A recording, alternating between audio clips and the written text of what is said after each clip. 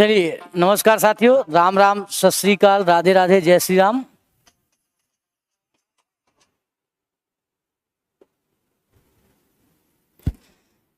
चलिए, नमस्कार साथियों, राम राम, जय श्री राम, सत श्री अकाल, राधे राधे, शुभ संध्या, गुड इवनिंग। आप सभी का बहुत बहुत स्वागत है। तो जल्दी से बच्चों लाइव आ जाएं और लाइव आकर के कमेंट बॉक्स में बता दीजिए कौन कौन लाइव आ चुका है। फिर अपनी बातों को आगे लेकर के चलेंगे, अपनी बातें स्टार्ट करेंगे।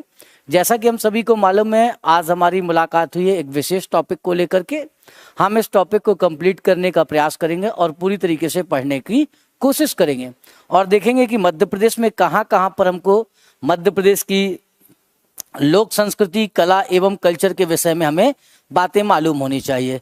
बिल्कुल, जयलेन जी स्वागत है आपका, मोहित यादव जी चलिए स्वागत है, जितेंद्र जी, कुलदीप जी, इसके बाद हमारे पास रश्मि जी हैं, साथ में सूरज सिंह जी भी हैं, आप भी हैं। तो चलिए, आप सभी का बहुत बहुत स्वागत है साथियों। और आप लोगों को मालूम है, आज हम मध्य प्रदेश के आर्ट और कल्चर को लेकर के बात करेंगे, मध्य प्रदेश की कला एवं संस्कृति। देखिए साथियों, जब हम मध्य प्रदेश की कला एवं संस्कृति की बात करते हैं तो हमें पढ़ना क्यों चाहिए, पहली तो ये बात मालूम होना चाहिए भाई, क्यों पढ़ें। सबसे पहली बात, हमें क्यों पढ़ें और क्या क्या पढ़ें, और साथ में पहला तो यही हो गया।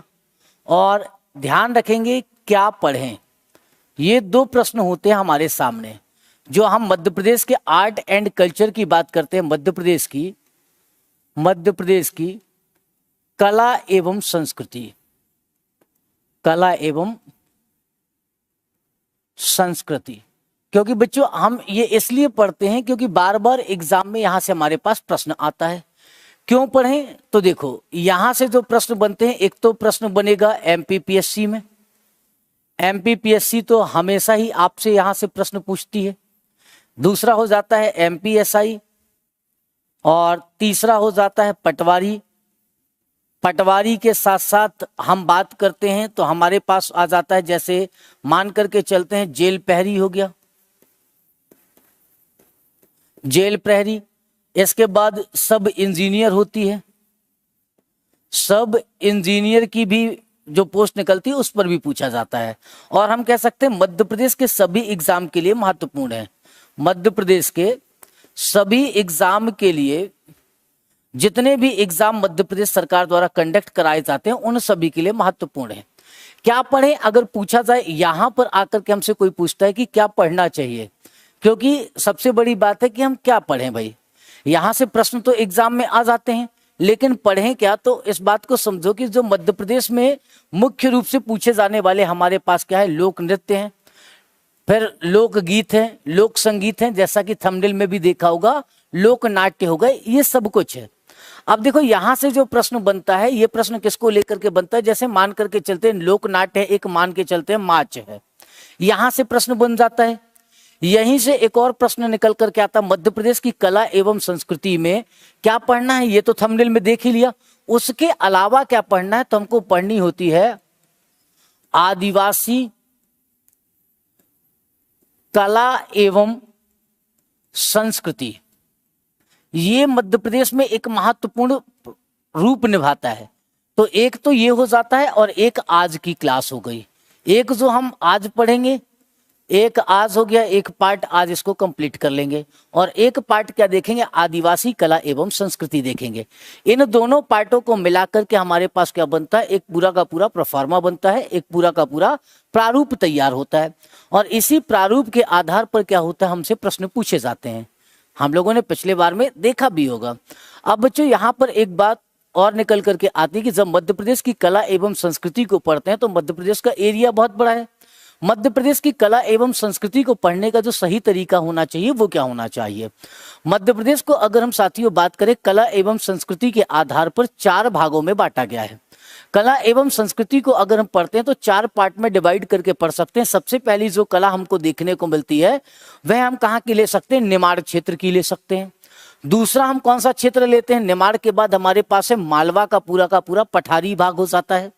तीसरा जो कला और संस्कृति से रिच एरिया है मध्य प्रदेश का, उसे हम क्या कहते हैं, बुंदेलखंड का क्षेत्र कहते हैं।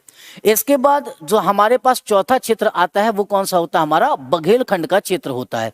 इन 4 क्षेत्रों को मिलाकर के बनती मध्य प्रदेश की कला एवं संस्कृति, और उसमें ऐड क्या हो जाता है, तो प्लस हो जाता है हमारे पास आदिवासी कला एवं संस्कृति, क्योंकि हमें मालूम है मध्य प्रदेश में जो जनसंख्या है उसमें अधिकतम जनसंख्या किसकी पाई जाती है, अनुसूचित जनजातियों की पाई जाती है।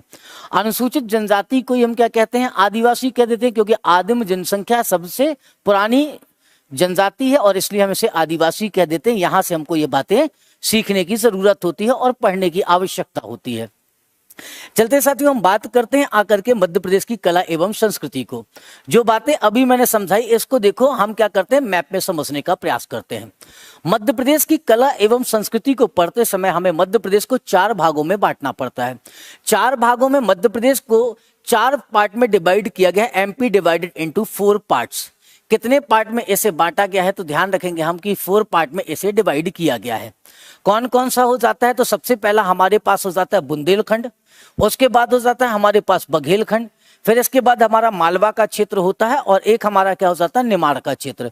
इन 4 रीजन में हम बांट करके मध्य प्रदेश की कला एवं संस्कृति को पढ़ते हैं और यहीं से हमारे पास मध्य प्रदेश पीएससी की मुख्य परीक्षा में, चाहे हम कहां पर जाएं, सब इंजीनियर के एग्जाम में जाएं, चाहे अभी देखा होगा आयुर्वेदिक एग्जाम होने हैं, मेडिकल सर्विसेज भी होनी है, मध्य प्रदेश मेडिकल सर्विसेज, वहां से भी बहुत सारे प्रश्न निकल करके आते हैं। तो यही उसका क्या है, दायरा है।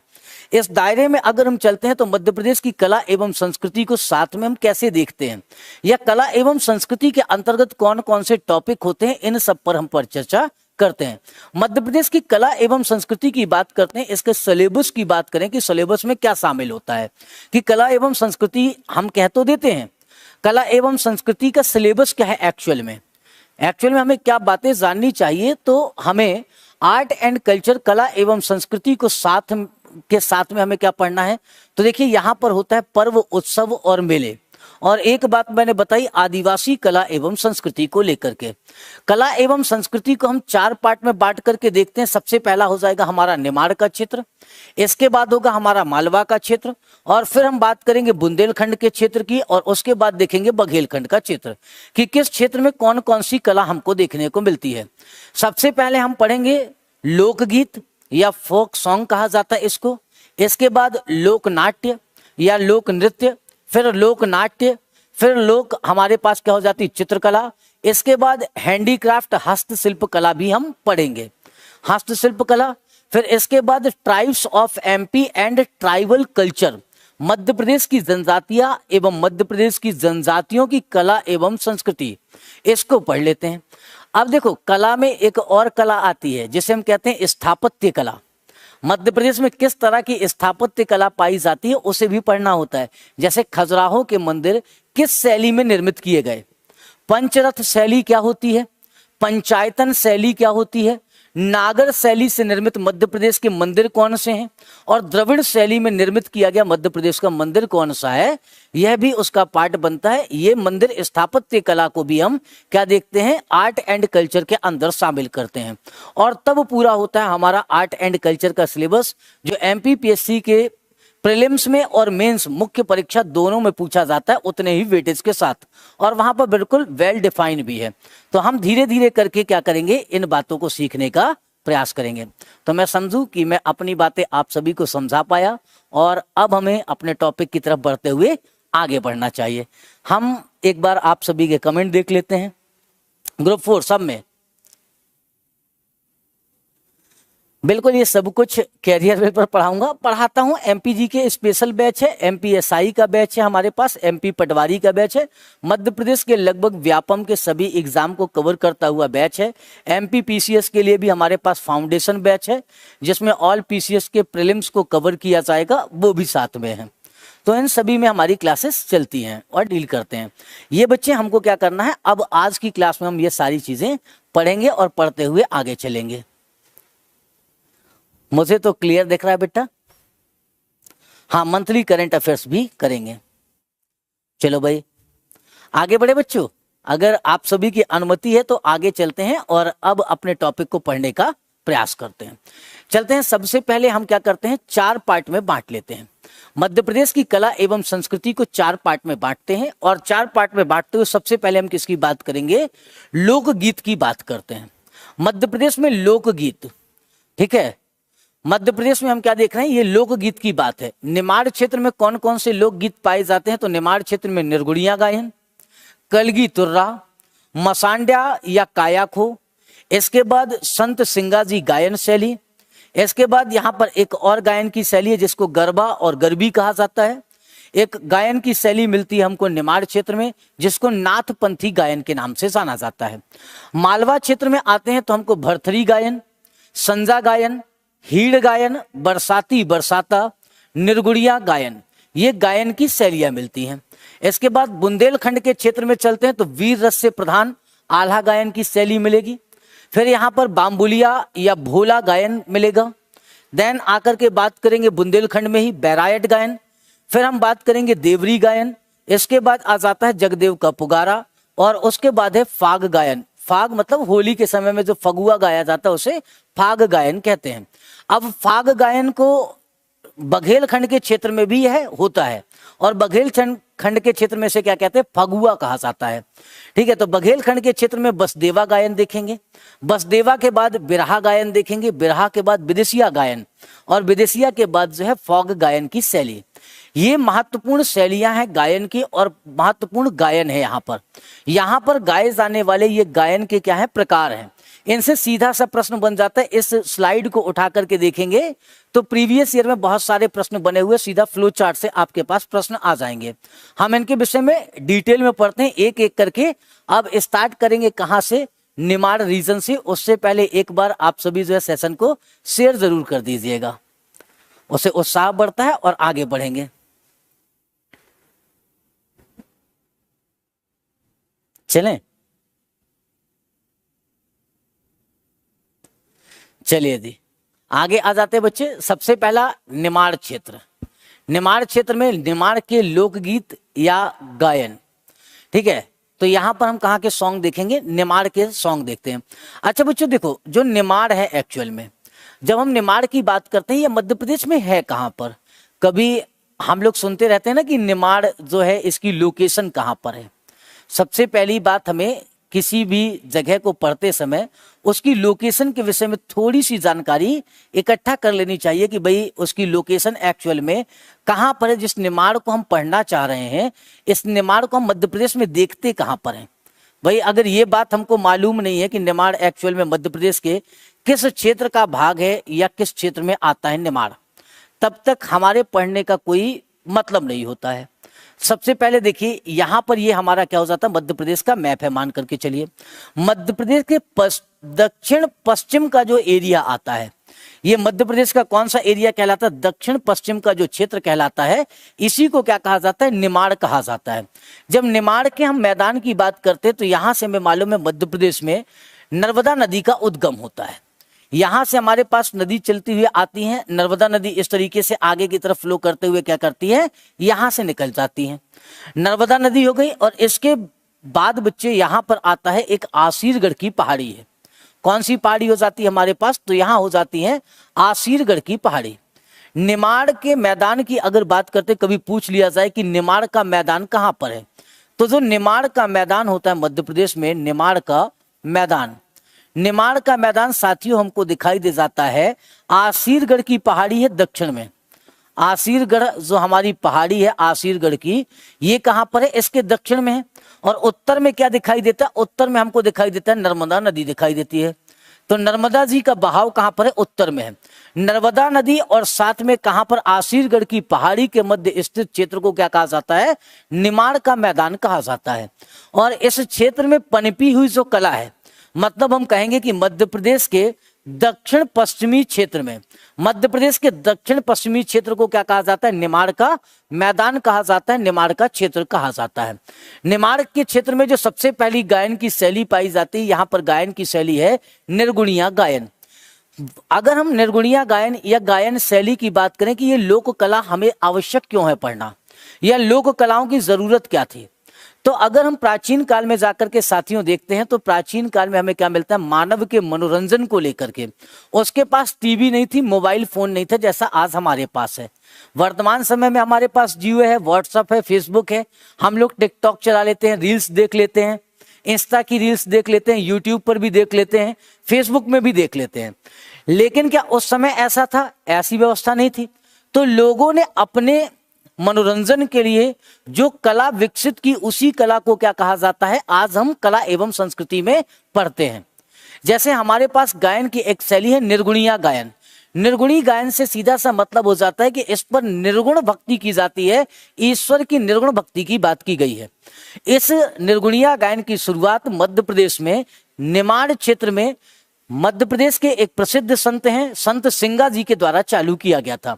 और संत सिंगा जी के द्वारा चालू की गई यह गायन की शैली थी जिसमें निर्गुणी भाव के माध्यम से हम किसको जानने का या ईश्वर तक अपनी बात को पहुंचाने का प्रयास करते हैं। जैसे हम मुस्लिम धर्म में देखते हैं, सूफी सॉन्ग सुनते होंगे आप लोग। सूफी का मतलब क्या होता है? ईश्वर की आराधना होता है। ठीक उसी तरीके से मध्य प्रदेश के निमाड़ के क्षेत्र में निर्गुणिया पाया जाता है।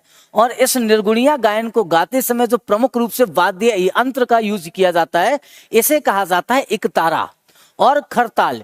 ये जो वाद्य यंत्र हम देख रहे हैं, इस वाद्य यंत्र को क्या कहा जाता है? यही वाद्य यंत्र हमारा है एकतारा। एकतारा का मतलब है इसमें एक तार का इस्तेमाल किया गया है, इसलिए इसे एकतारा कहा जाता है। और जो खरताल देखते होंगे, हाथ पे लेकर के कभी देखा होगा, इस तरीके से लकड़ी के दो क्या बने रहते हैं, लकड़ी से अगर हम देखें तो खड़ाऊ की तरह रहता है, और उसे हम क्या करते हैं, हाथ से इस तरीके से बजाते हैं, उसे क्या कहा जाता है? खरताल कहा जाता है। और इस खरताल और साथ में एकतारा का इस्तेमाल करके बहुत ही सुंदर तरीके से और शानदार मनमोहक प्रस्तुति निर्गुणिया गायन शैली के अंतर्गत दिखाई दे जाती है। इस शैली को हम क्या कहते हैं? नारदीय शैली भी कहते हैं, क्योंकि हमने देखा होगा नारद जी क्या लिए रहते हैं? एक तारा लिए रहते हैं, और साथ में नारद जी जो हाथ में देखा होगा ना, ऐसे करते हैं नारायण नारायण। तो नारायण करते हुए जो वो वाद्य यंत्र बजाते हैं, उस वाद्य यंत्र को क्या कहा जाता है? वो वाद्य यंत्र खरताल कहलाता है। उस वाद्य यंत्र को हम किस नाम से जानते हैं? खरताल के नाम से जानते हैं, जिस वाद्य यंत्र का इस्तेमाल नारद जी किस में करते हैं? जब भी वो प्रकट होते अचानक से आ जाते हैं, तो अचानक से आकर के वो जो नारायण नारायण करते समय खरताल बजाते हैं, इसके कारण इसे क्या कहा गया कि दोनों वाद्य यंत्रों का साथ में इस्तेमाल किया गया, निर्गुण ईश्वर की आराधना की गई। इसे नारदीय शैली के नाम से जाना जाता है। इसके जो सबसे प्रमुख गायक हैं, इसके प्रमुख गायक में हमको दिखाई देते हैं प्रहलाद त्रिपनिया जी। प्रहलाद त्रिपनिया जी इसके सबसे प्रमुख गायक हैं, और इन्हीं ने निर्गुणी गायन को सबसे ज्यादा प्रसिद्ध बनाने का कार्य किया है। ये सबसे इंपॉर्टेंट हो जाता है। प्रहलाद हमारे पास त्रिपनिया जी हैं, और इसकी गायकी अगर बात की जाए, इसमें गाया क्या जाता है, तो गायकी में हम देखते हैं सूरदास, कबीर, मीरा, रैदास के भजनों को गाया जाता है, और साथ में तुलसीदास के भजन। इन्होंने जो भजन लिखे, जैसे मीरा ने भजन लिख दिया, मान करके चलते हैं, मेरे तो गिरधर नागर दूजा ना कोई। तो ऐसे भजनों को किसमें गाया जाता है? इसमें गाने का प्रयास किया जाता है। मान करके चलते हैं, कबीर का कोई दोहा है या कोई गायन शैली है, तो कबीर के दोहों को इसमें गाया जाता है। रैदास की दोहों को इसमें गाया जाता है। तुलसीदास के द्वारा लिखे गए भजनों को और सूरदास के भजनों को गाया जाता है। ऐसी गायन शैली को हम निर्गुणिया गायन शैली कहते हैं, जो मध्य प्रदेश में कहां पर दिखाई देती है? हमको मध्य प्रदेश के निमाड़ क्षेत्र में पाई जाने वाली गायन की एक शैली है। हम निमाड़ क्षेत्र की बात कर रहे हैं। इसके प्रमुख वाद्य यंत्र और इसके प्रमुख गायक कौन है? प्रहलाद त्रिपनिया है। अब देखिए, अगर हम आकर के देखते हैं प्रहलाद त्रिपनिया जी को, थोड़ा सा हमें इस विषय में भी देखते हुए आगे चलना चाहिए कि प्रहलाद त्रिपनिया जी एक्चुअल में है कौन। क्योंकि प्रहलाद त्रिपनिया जी, इस गायन शैली को मैं तो कई बार क्लास में बच्चों को सुनाता भी हूं और साथ में दिखाता भी हूं। अब निर्गुणी गायन को देखें अगर प्रहलाद त्रिपनिया जी को, तो ये हमारे पास सबसे महत्वपूर्ण व्यक्ति हो जाते हैं। प्रहलाद त्रिपनिया, बिल्कुल आराम से, कोई भी क्या करना है, टेंशन नहीं लेनी है। गाना सुनते हुए, बजाना देखते हुए, ये सब करते हुए क्या करेंगे हम लोग? आगे चलेंगे। ये देखो, करना हो सो कर लो साधु, ये क्या है? प्रहलाद त्रिपनिया जी के द्वारा बहुत शानदार तरीके से जो है गाया गया। हमारे पास क्या है? प्रहलाद त्रिपनिया का ये भजन है। इस भजन को देखिए और इसके भजन के रूप को समझिए। मैं इसे सुना भी सकता हूं और इसे हम लोग सुनते हुए भी चलेंगे, ठीक है। अब देखिए ये हैं प्रहलाद त्रिपनिया जी हमारे।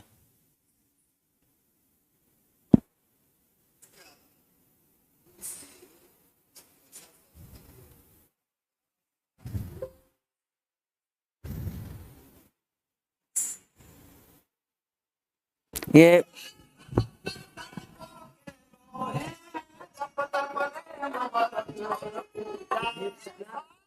है प्रहलाद त्रिपनिया जी और इनके द्वारा इस्तेमाल की गई गायन शैली क्या कहलाती है? निर्गुणिया गायन शैली के नाम से जाना जाता है, ठीक है। प्रहलाद त्रिपनिया जी हमको दिखाई दे रहे हैं।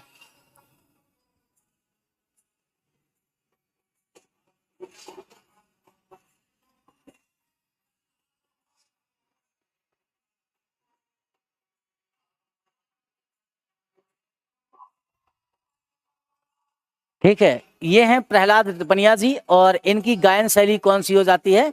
तो हमने निर्गुणी गायन भजन शैली देखी। प्रहलाद त्रिपनिया जी इसके प्रमुख गायक के रूप में हमें दिखाई देते हैं। नेक्स्ट चलते हैं साथियों अगली बात। नेक्स्ट इस बार एमपीपीएससी में पूछा भी गया था, तुर्रा कलगी या कलगी तुर्रा। ये एक प्रकार से हमारा क्या हो जाता है? प्रतिस्पर्धात्मक शैली में गाए जाने वाली एक गायन की शैली है, जैसे हम कलगी तुर्रा के नाम से जानते हैं। एमपीपीएससी प्रीलिम्स अभी पूछा गया था, 25 जुलाई को शायद पेपर था, उस समय इससे प्रश्न पूछा गया। तो कलगी तुर्रा यह प्रसिद्ध गायन की शैली है। ये किस में होती है? तो यह जो है दो समूहों के मध्य गाया जाता है। दो समूह होते हैं और दो समूहों के मध्य यह गायन की शैली हो जाती है।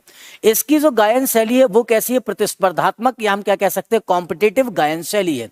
कॉम्पिटिटिव का मतलब समझिएगा दो ग्रुप होते हैं और दो ग्रुप आमने सामने बैठे होते हैं। एक ग्रुप इस तरफ बैठा हुआ होता है और एक ग्रुप इस तरफ बैठा हुआ होता है। दो मंच हैं मान करके चलते हैं, एक ग्रुप ये हो गया और एक ग्रुप यह हो गया। दो ग्रुप इस पर बैठते हैं और एक ग्रुप क्या करता है? यह जो है एक ग्रुप होता है हमारा शिव का उपासक है।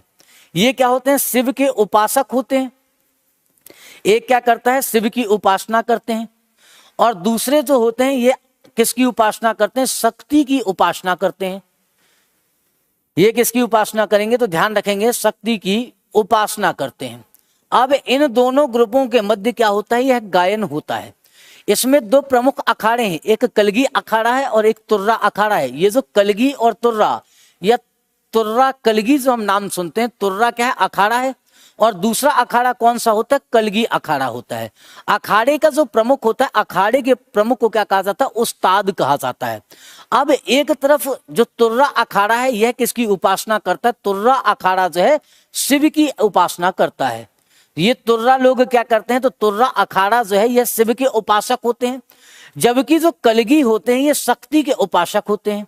ये किसकी उपासना करते हैं? तो ये उपासना करते हैं कलगी अखाड़े के लोग जो है शक्ति के उपासक होते हैं। और ये किसको महान बताने का प्रयास करते हैं? तो कलगी अखाड़ा हमेशा जो है शक्ति की बढ़ चढ़ करके प्रशंसा करेगा और शक्ति की क्या करेगा? बड़ाइयां करेगा। जैसे शक्ति की बताएगा कि महिषासुर मर्द मर्दनी महिषासुर का वध कर दिया, ये संहार कर दिया। ये सारी बातें बताने का प्रयास किसमें किया जाता है? गायन के माध्यम से कलगी अखाड़ा बताता है। तो वहीं दूसरी तरफ जो तुर्रा अखाड़ा है वह किसके विषय में उपासना करता है? वह शक्ति की उपासना करता है, सॉरी वो शिव की उपासना करता है। तुर्रा अखाड़ा शिव की उपासना करता है और शिव को बड़ा बताने का प्रयास करता है। तो दोनों में प्रतिस्पर्धा चलती है और एक दूसरे को क्या है? कोई शक्ति को उपासक, शक्ति के उपासक शक्ति को महान और बड़ा बताते हैं। तो वहीं तुर्रा अखाड़े में हमें तुर्रा जो अखाड़ा है वो क्या करता है? शिव को महान बताने का प्रयास करता है। इसकी जो गायन की शैली है यह प्रतिस्पर्धात्मक गायन शैली हमको देखने को मिलती है। किस तरीके की गायन शैली है? तो इसे प्रतिस्पर्धात्मक गायन शैली के रूप में जाना जाता है।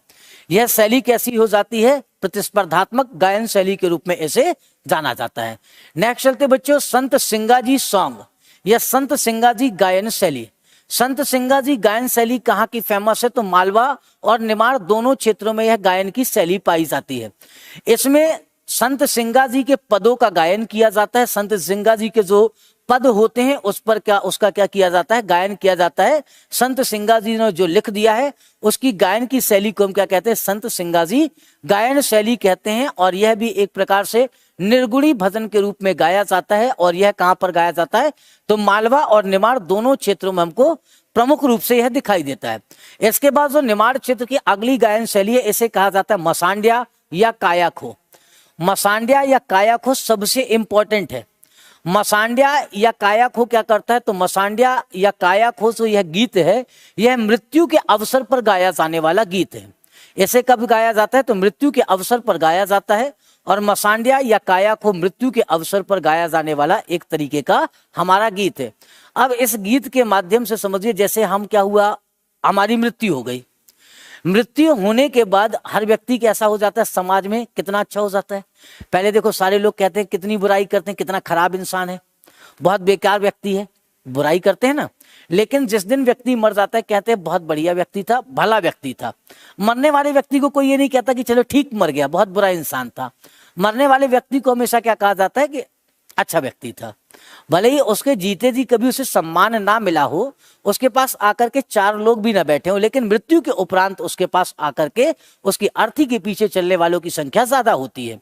तो इस गायन के माध्यम से जो है क्या बताया जाता है, यह मृत्यु के अवसर पर गाया जाने वाला गीत है। अब मृत्यु के अवसर पर जब इस गीत को गाया जाता है, तो यह गीत बच्चों हमारा किसके लिए होता है, यह गीत बताता है कि आत्मा क्या है, अमर है। और आत्मा तो अजर है, अमर है, अविनाशी है, उसको कोई मार नहीं सकता है। इस गायन शैली में आत्मा को दुल्हन बताया गया है।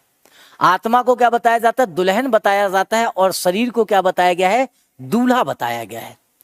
शरीर क्या होता है, दूल्हा होता है, जबकि आत्मा क्या होती है, दुल्हन की तरह जो है बिल्कुल सजी धजी सी दुल्हन। तो जिस तरीके से हम धड़कन मूवी का गाना सुनते हैं, ऐसा समझिएगा इसमें आत्मा की अमरता से संबंधित यह गीत है, जिसमें शरीर को क्या बताया गया, दूल्हा बताया गया है। और आत्मा को क्या बताया जाता है, तो आत्मा को जो है दुल्हन बताया गया है। आत्मा की अमरता से संबंधित गीत है। यहाँ एक रोचक तथ्य भी है, अगर आप सभी को मालूम हो, जिस समय जो है दुनिया का सबसे, हम कहते हैं कि आयरन केस कहा जाता है स्टालिन को। जब स्टालिन महोदय मृत्यु की सैया पर लेटे हुए थे, जिस समय यूएसएसआर था, उस समय वहां के भारतीय राजदूत हुआ करते थे डॉक्टर सर्वपल्ली राधाकृष्णन जी। डॉक्टर सर्वपल्ली राधाकृष्णन जी एक सामान्य परिवार से आते हैं और सामान्य व्यक्तित्व के धनी भी थे। डॉक्टर सर्वपल्ली राधाकृष्णन जी मिलना चाहते हैं स्टालिन से, लेकिन स्टालिन की के मन में उस समय भारत की छवि थी कि भारत में जो है बुर्जुआ वर्ग की सरकार है और यहाँ पर जो है सारे लोग जो है बुर्जुआ है। वो पहले मिलना नहीं चाहता, लेकिन लोग कहते हैं कि सर ऐसा नहीं है, वो जो व्यक्ति अपने यहाँ काम करता है वो एक किसान का बेटा है, बहुत साधारण व्यक्ति है। तो स्टालिन कहता है चलिए मुलाकात कर लेते हैं, मुलाकात करने में क्या जाता है। और जब वो मृत्यु की सैया पर लेटा होता है और दुनिया का इतना मजबूत और कठोर व्यक्ति जिसे स्टालिन को क्या कहा गया है, आयरन केस कहा जाता है, लोहा पिंजरा कहा जाता है, लोहे का पिंजरा कहा गया। वह व्यक्ति भी अपनी मृत्यु से डर रहा था। सर्वपल्ली राधाकृष्णन जी पहुंचे और उन्होंने बड़े आसानी के साथ उस स्टालिन जी से मुलाकात की, बात की। स्टालिन डरा हुआ था कि अब तो मर जाऊंगा, अब क्या होगा, इतना बड़ा मैंने साम्राज्य खड़ा किया, रशिया इतना बड़ा बनाया मैंने। तो वहीं पर सर्वपल्ली राधाकृष्णन जी ने समझाते हैं कि देखो स्टालिन महोदय, आप चिंता मत करो, आत्मा तो कभी मरती नहीं है, आत्मा अजर और अमर है। भाई साहब ये बात ध्यान रख लो, आत्मा अजर और अमर है। ये तो शरीर मरता है, शरीर को ऐसा समझिए जैसे हम कपड़े बदल देते हैं ना रोज, उसी तरीके से आत्मा क्या करती है, शरीर बदल देती है। आप दोबारा जन्म लेकर के आ जाओगे। इस बात ने स्टालिन को काफी ज्यादा प्रभावित किया और भारत रशिया के संबंध जो मजबूती तक पहुंचे हैं, इसमें ऐसा कहा जाता है कि एक यह भी वाकया था जिसके कारण जो है भारत और रशिया के आज संबंध हमको इस स्तर तक देखने को मिलते हैं। तो भारतीय दर्शन जो है, भारतीय फिलॉसफी जो है, विदेशों में हमारे यहाँ से जो धर्म गुरु जाते हैं उनकी बातें सुनकर के लोग काफी प्रभावित होते हैं। हमारे दिल्ली में मुखर्जी नगर में देखा होगा निरंकारी बाबा है। निरंकारी बाबा काफी फेमस थे दूसरे देशों में, क्यों? उन्होंने एक नए समाज को एक नई चीजें और नया दर्शन देने का प्रयास किया। रजनीश ओशो जी का नाम सुना होगा, खैर उन पर बाद में दुनिया के 44 देशों ने प्रतिबंध लगा दिया कि हमारे देश में नहीं आ सकते। इतना तार्किक व्यक्ति अपने तर्कों से पूरे के पूरे समाज को हिला दे रहा था। तो ऐसे लोग भी उत्पन्न हुए और इन लोगों की महानता के कारण भारत के दर्शन की इज्जत है, बाहर भी बहुत ज्यादा इज्जत है भारत के दर्शन की। तो इस भारतीय दर्शन से संबंधित, यह आत्मा की अमरता से संबंधित यह गीत है। चलें आगे चलते बच्चे, अगली बात सीखते हैं। नेक्स्ट आ जाते हैं, अगला जो गायन की शैली हमारी निमाड़ के क्षेत्र में पाई जाती है, इसे कहा जाता है बच्चे हमारा गरबा गायन। कौन सा गायन हो जाता है? गरबा गायन है। यह गरबा गायन जो शैली है, यह कैसी हो जाती है? तो ये women based dance and singing style है। हम लोग देखते हैं नवरात्रि के समय क्या होता है, गरबा करती हैं महिलाएं नवरात्र के समय, और नवरात्र के समय जब गरबा करती हैं उसके साथ साथ नाचती भी है। तो यह गरबा एक गायन की शैली भी है और यह नृत्य शैली भी है। तो इसे क्या कहा जाता है? गरबा गायन शैली कहा जाता है। यह ग्रुप समूह में या ग्रुप में किए जाने वाला एक गायन है और नृत्य भी है। नवरात्रि के समय इसे क्या किया जाता है? गाया जाता है। बेसिकली इसमें कुंवारी महिलाएं शुरुआती दौर पे पार्टिसिपेट किया करती थी। आजकल कुंवारी और साथ में जो शादीशुदा सारे लोग तैयार हो जाते हैं, क्योंकि गरबा अब जो है एक सामाजिक कल्चर नहीं रहा, एक प्राइड का विषय बन गया है, सम्मान का विषय बन गया। सारे लोग पहुंचते हैं बिल्कुल सज धज के, पहुंच करके वहां पर गरबा गायन होता है और डांडिया देखते हैं ना, वो डांडिया लेकर के लड़ते हैं, तो वो क्या हो जाता है? गरबा गायन का भी एक शैली है और साथ में जो है डांसिंग स्टाइल भी है। इसके बाद बच्चे गरबा गरबी होता है। ठीक है, गरबा हो गया, गरबा के बाद गरबी। जो ये बालक पहुंच जाते हैं ना डांडिया खेलने, वो बेटा तुम लोग जो करते हो ना, वो गरबा नहीं कहलाता, वो क्या कहलाता है? वो गरबी कहलाती है। अगर पुरुष उसी गरबा को करता है या उसको गाता है या वैसा नृत्य करता है तो वो क्या कहलाता है? गरबी करता है। जो बच्चे जाते हैं ना डांडिया खेलने की, चलो डांडिया खेल आते हैं, बाकी तो सब समझते हैं डांडिया खेलने का तो उनका बहाना है और बहुत सारे काम होते हैं बालकों के पास, उन कामों को भी करने का प्रयास करते हैं।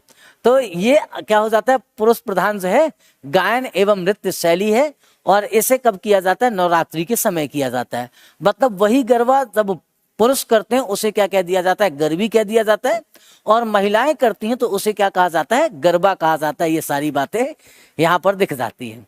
तो गरबा और गरबी गायन की दो शैलियां हैं और नृत्य की भी है एक प्रकार की शैली है। चलते हैं बच्चे अगले पास आ जाते हैं। हमारे पास है नाथपंथी गायन। नाम सुना होगा बाबा गोरखनाथ जी का। गोरखनाथ पीठ के महंत जी हैं हमारे माननीय उत्तर प्रदेश के मुख्यमंत्री जी योगी आदित्यनाथ जी। योगी आदित्यनाथ जी जहां पर हैं वो नाथ संप्रदाय का प्रमुख केंद्र है। और नाथपंथी गायन की जो भजन शैली है यह कहां पर दिखाई देती? मध्य प्रदेश के निमाड़ क्षेत्र में देखने को मिलती है। यह प्रातः काल में सुबह के समय समझ लेते हैं भजन गाए जाते हैं और इस भजन गायन को क्या कहा जाता है? नाथपंथी गायन कहा जाता है। इसमें बाबा गोरखनाथ के और कबीर के भजनों को गाया जाता है। यह भी भजन के गायन की एक शैली है। इसमें भी ईश्वरीय उपासना की जाती, ईश्वर की उपासना की जाती। इसे क्या कहा जाता है? नाथपंथी गायन के नाम से जाना जाता है। यह हमारे यहाँ नाथपंथी गायन के नाम से जाना जाता है। और नाथपंथी गायन मध्य प्रदेश में कहां पर है? निमाड़ क्षेत्र में हो जाता है। तो निमाड़ क्षेत्र के जितने भी गायन शैलियां थी उनको हमने कंप्लीट कर लिया। अब चलते हैं बच्चों, आ जाते हैं कहां पर? मालवा के क्षेत्र में। ये देखो मालवा के लोकगीत की अगर बात करते हैं, folk song of MP, Malwa के लोकगीत, इसमें सबसे पहला गायन हो जाता है भरथरी गायन। ठीक है, मालवा में कौन सा हो जाता है? राजा भरथरी हुए परमार काल में, और उज्जैन इनका निवास स्थान हुआ करता था। और राजा भरथरी के द्वारा लिखे गए भजनों को क्या कहा जाता है? राजा भरथरी ने 3 शतक लिखे हैं, श्रृंगार शतक, वैराग्य शतक और नीति शतक, जिसमें सबसे प्रसिद्ध हुआ नीति शतक। तो इन्होंने त्रिशतक की रचना की। श्रृंगार शतक, वैराग्य शतक और नीति शतक के रचनाकार हैं राजा भरथरी। और भरथरी के द्वारा किसका निर्माण किया गया? त्रिशतक का निर्माण किया गया। इसी तरीके से जो भरथरी गायन की शैली है इसको भी कौन करता है? तो नाथ संप्रदाय के लोग जो है भरथरी गायन शैली को फॉलो करते हैं। भरथरी गायन शैली का जो वाद्य यंत्र है प्रमुख रूप से, इसे क्या कहा जाता है? इसे कहा जाता है चिंकारा। वर्तमान समय में जो इसका म्यूजिकल इंस्ट्रूमेंट है इसे किस नाम से जाना जाता है? चिंकारा के नाम से जाना जाता है। चिंकारा कुछ इस तरीके का दिखाई देता है। इसकी जो सबसे प्रसिद्ध गायिका है उनका नाम है सूरज भाई खांडे। ठीक है, बाई लिख गया यहां पर, सूरज भाई खांडे। सूरज भाई खांडे, ये सबसे इंपॉर्टेंट कौन हो जाते हैं? सूरज भाई खांडे।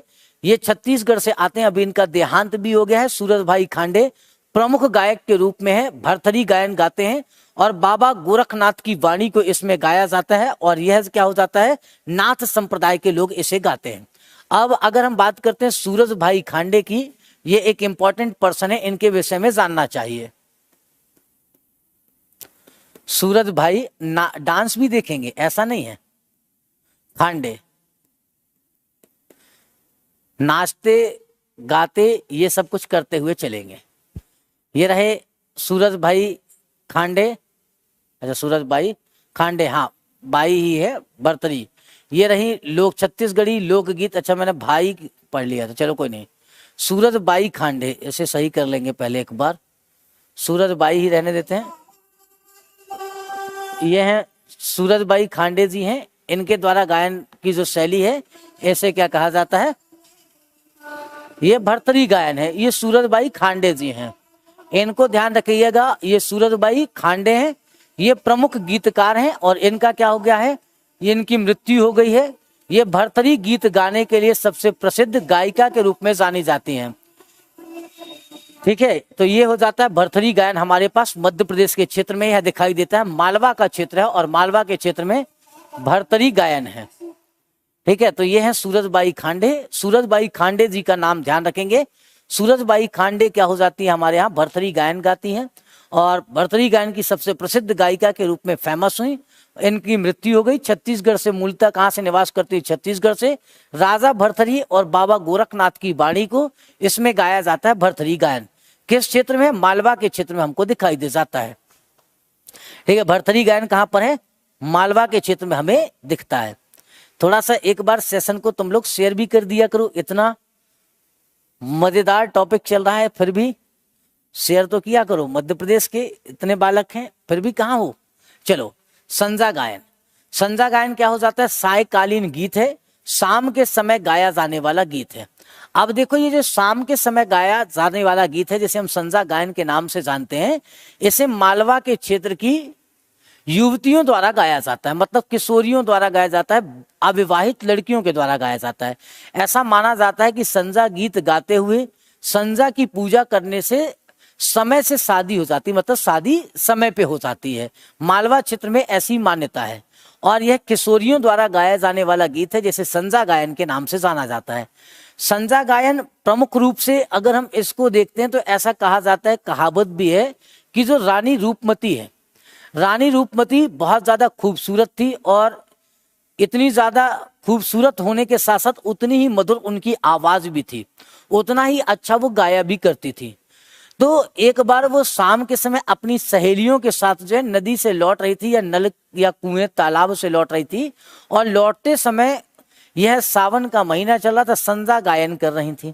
और संजा गायन जब कर रही थी तो संजा गायन करते हुए जब जा रही थी, उनकी मनमोहक आवाज को बाज बहादुर ने सुना और बाज बहादुर उनको दिल दे बैठे और उन्होंने इजहारे मोहब्बत कर दी। इजहारे मोहब्बत की, खैर उसके बाद जो है रानी रूपमती ने भी उनकी मोहब्बत को स्वीकार किया और दोनों व्यक्तियों ने शादी कर ली। आगे चल करके उन्हीं की याद में हमें क्या दिखाई देता है, मांडू में दिखाई देगा, धार जिले में मांडू, जहां पर रानी रूपमती का किला दिखाई देता है।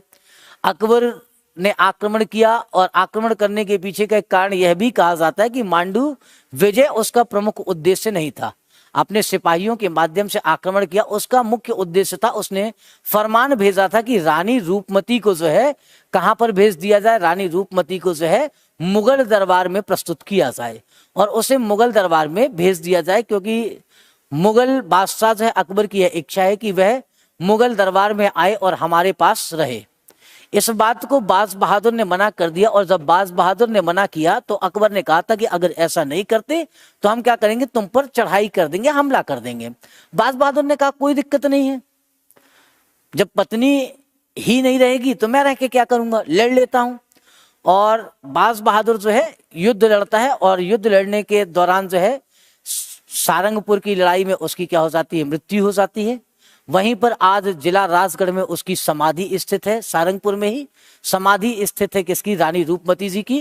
क्योंकि इस युद्ध में क्या होता है, इस युद्ध में जो है बाज बहादुर की पराजय हो जाती है और बाज बहादुर की पराजय की खबर सुनते ही रानी रूपमती क्या करती हैं, आत्महत्या कर लेती है। आत्महत्या कर लेने के बाद उनकी समाधि सारंगपुर राजगढ़ में बनाई गई। सारंगपुर राजगढ़ में उनकी समाधि है। अकबर के नवरत्नों में शामिल किया। अकबर ने बाज बहादुर को अपने दरबार में ले गया और उसे नवरत्नों में शामिल कर लिया।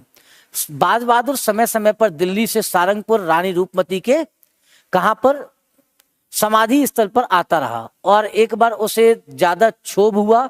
लगभग 1664 की बात, 1564 की बात थी। 1564 के समय जब वो वापस आया तो उसे बहुत ज्यादा पश्चाताप हुआ कि मेरी रानी मर गई इसलिए कि मैं युद्ध हार गया और मैं अभी तक जीवित हूं। तो उसने भी क्या किया, वहीं पर सुसाइड कर लिया। आगे चल करके वहीं पर जो है अकबर ने बाज बहादुर का क्या बनवा दिया, मकबरा बनवा दिया। तो बाज बहादुर का मकबरा और रानी रूपमती की समाधि कहां पर है, सारंगपुर में है। और यहीं पर क्या लड़ा गया था, द बैटल ऑफ सारंगपुर लड़ा गया था बाज बहादुर के मध्य। इसके माध्यम से मालवा का जो क्षेत्र था, जो मांडू था, धार था, धार पे किसका कब्जा हो जाता है, मुगलों का कब्जा हो जाता है। और यहाँ पर कौन स्थापित हो जाते हैं, मुगल स्थापित हो जाते हैं। इस कला को भी ध्यान रखते हुए चलना है हमें। अब देखिए ये गायन कौन गाता है, तो युवतियों द्वारा गाया जाता है। सामूहिक गायन की एक शैली है। यह एक प्रकार से हम कह सकते हैं प्रेम गीत है। ईश्वर की उपासना के रूप में भी यह दिखाई दे जाता है। ठीक है, चलो भाई आप देखो ये कहां पर है, हीड़ गायन कहां पर गाया जाता है। हीड़ गायन जो है अहीर जाति के लोग, अहीर का मतलब होता है यादव लोग क्या करते हैं, हीड़ गायन गाते हैं। एकांत में गाया जाता है सावन महीने में, क्योंकि गाय और भैंस चराने की आवश्यकता होती नहीं। और गाय और भैंस जब चराने के लिए जंगल में नहीं जाना है तो घर में बैठे खाली क्या करेंगे, क्योंकि अब तो घर के आसपास भी क्या है, घास आस की आवश्यकता पूरी हो जाती थी। और इसलिए क्या किया जाता था, हीड़ गायन। हीड़ गायन कहां पर है, मालवा के क्षेत्र में है। और मालवा के क्षेत्र में श्रावण मास में जो है किसके द्वारा गाया जाता है, तो अहीर जाति के लोग हीड़ गायन का आयोजन करते हैं और हीड़ गायन करते हैं। अगला चलते हैं साथियों, नेक्स्ट आ जाते हैं बरसाता बरसाती, या इसी को कहा जाता है बरसाती बरसाता। यह कब गाया जाता है, तो रेनफॉल सीजन में, बारिश के मौसम में, इसी वर्षा ऋतु में गाया जाता है। यह देखो चंपू काव्य शैली में गाया जाता है। चंपू काव्य लेखन की एक ऐसी शैली है जिसमें गद्यात्मक और पद्यात्मक दोनों पदों का इस्तेमाल होता है। उस शैली को क्या कहा जाता है, चंपू काव्य शैली कहा जाता है। जैसे हम एग्जाम्पल के रूप में देखते हैं नल चंपू। नल चंपू किसका एग्जाम्पल हो जाता है, तो वह चंपू काव्य का एग्जाम्पल है। वो दोनों में लिखा गया, मतलब गद्य में भी लिखा गया और पद्य में भी लिखा गया।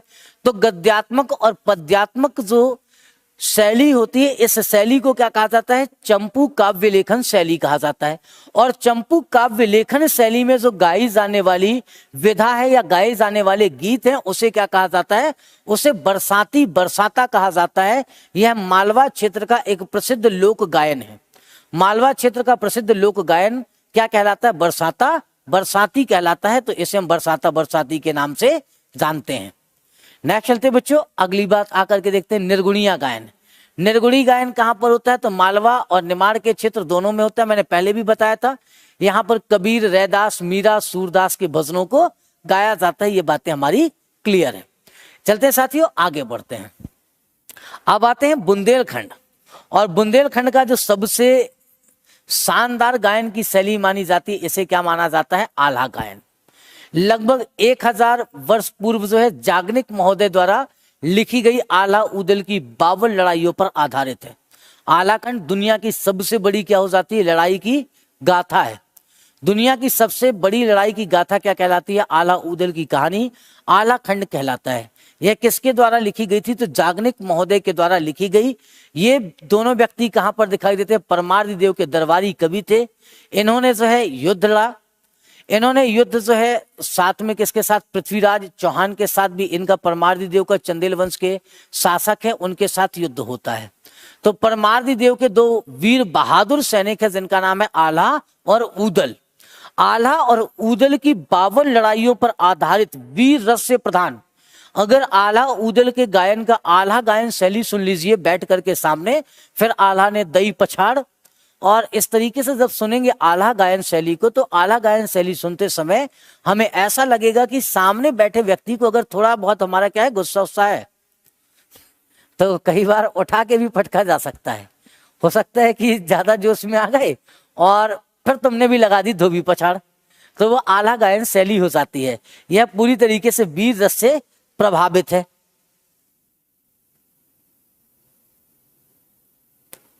ठीक है, वीर रस से ये प्रधान, वीर रस प्रधान ये कैसी हो जाती है, तो एक गायन की शैली है जिसे हम क्या कहते हैं, आला गायन शैली कहते हैं। देखो इसमें किसका उपयोग किया जाता है, ढोल और नगाड़े इसके प्रमुख वाद्य यंत्र होते हैं।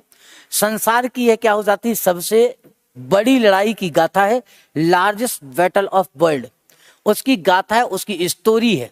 विश्व की सबसे लंबी लड़ाइयां 52 लड़ाइयों के विषय में यहाँ पर बात की गई है। आल्हा उदल में आल्हा खंड के माध्यम से निकल करके आती। रचनाकार कौन है, जागनिक महोदय। इस समय जब देखेंगे बच्चे तो ये वीर रस से प्रधान हम कह सकते हैं काल चल रहा है, और वीर रस से प्रधान इस समय क्या लिखी जा रही, कविताएं लिखी जा रही। जैसे यहीं पर हम देखेंगे परमाल रासो, ठीक है, क्या देखते हैं हम लोग, परमाल रासो। परमाल देव का एक नाम क्या है, परमाल भी है, तो उनके नाम पर क्या लिखा था, परमाल रासो हमको दिखाई देती है। जैसे चंद्रवरदाई ने क्या लिखा था, पृथ्वीराज रासो। पृथ्वीराज रासो में कहते हैं ना, 4 हाथ 24 गज, अंगुल अष्ट प्रमाण, ता ऊपर सुल्तान है अब न चूक चौहान। तो ये जो कहने की बातें हैं कि मतलब वो शब्द भेदी बाण चलाते थे और बिना देखे वो कहीं पर भी बाण चला सकते थे। निशाना उन्होंने कई बार जो है बैटल या युद्ध में अपने विरोधियों को जीवित छोड़ दिया। तो परमाल रासो या पृथ्वीराज रासो, कुछ रासो लिखने का मतलब है किसी भी बात को बढ़ा चढ़ा करके कहना। ये आल्हा उदल की भुजाएं जो है अगर कह दी जाए कि हिमालय की तरह थी, ये उपमा हो जाती, लेकिन उपमा कालिदास से हो जाता। इनकी वीरता के विषय में जो है बढ़ा चढ़ा करके बातें करना ही क्या कहलाता है, तो परमाल कहलाता है। और इस चीज को जो हम देखते हैं इसे क्या कहा जाता है, परमाल रासो कहा जाता है। तो ये क्या हो जाएगा, हमारे पास परमाल रासो है और परमाल रासो में हमको दिखाई देता है। इसी तरीके से आल्हा गायन कैसा है, वीर रस प्रधान क्या हो जाती है, हमारी गायन की शैली है।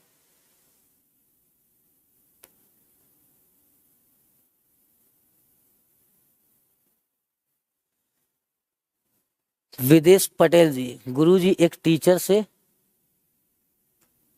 क्या कह रहे हैं, समझा नहीं। ठीक है, बुंदेलखंड के क्षेत्र में यह फेमस है।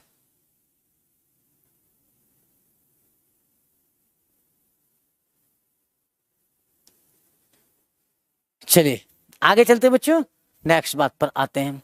हरदौल की मनौत। हरदौल की मनौत किसके द्वारा, ये हरदौल की मनौत ऐसा माना जाता है कि 2 व्यक्ति हैं, जुझार सिंह के भाई थे, और जुझार सिंह के भाई कौन हुआ करते थे, हरदौल थे।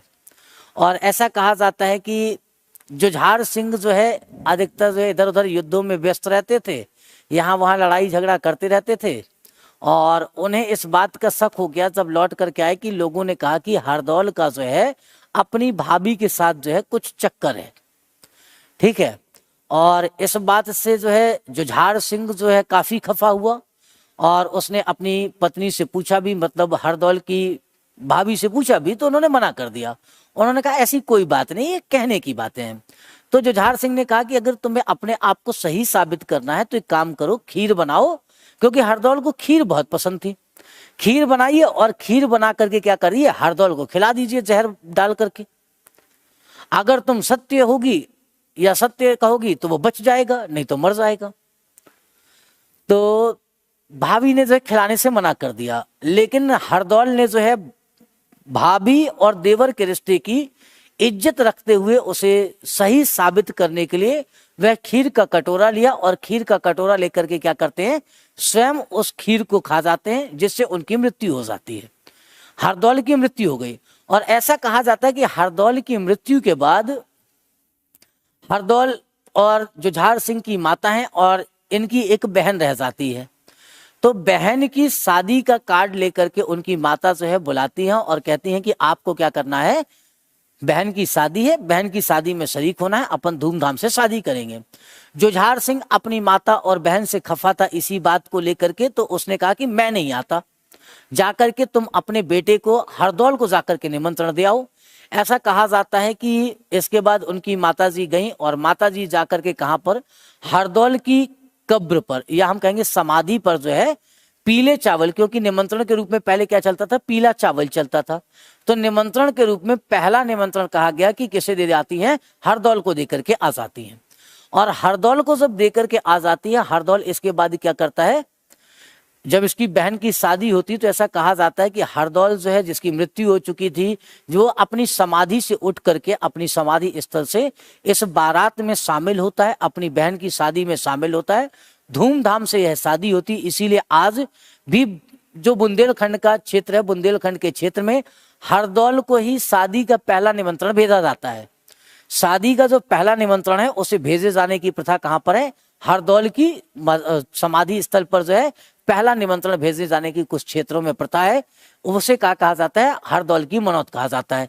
ये बुंदेलखंड के वीर सिपाही थे, साथ में ये जुझार सिंह के भाई थे।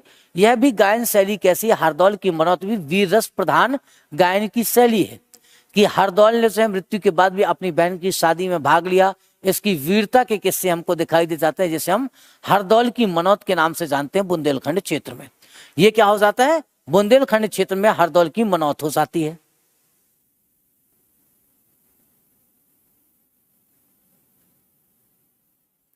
चलिए, बहुत बड़े, हाँ मध्य प्रदेश से ही है, महोबा से। वैसे अगर हम बात करते हैं मुख्य रूप से उस समय चंदेल वंश की राजधानी क्या थी, महोबा हुआ करती थी। तो महोबा भी किसका, चंदेलों के अंतर्गत आया करता था महोबा। महोबा में हमें कलिंजर का किला दिखाई देता है, वो मध्य प्रदेश का ही, मतलब हम कह सकते हैं बुंदेलखंड का पार्ट था। तो मिली जुली संस्कृति है, बुंदेलखंडी संस्कृति। राजस्थान के झांसी, जालौन, ललितपुर, बांदा, महोबा ये जिले आते हैं।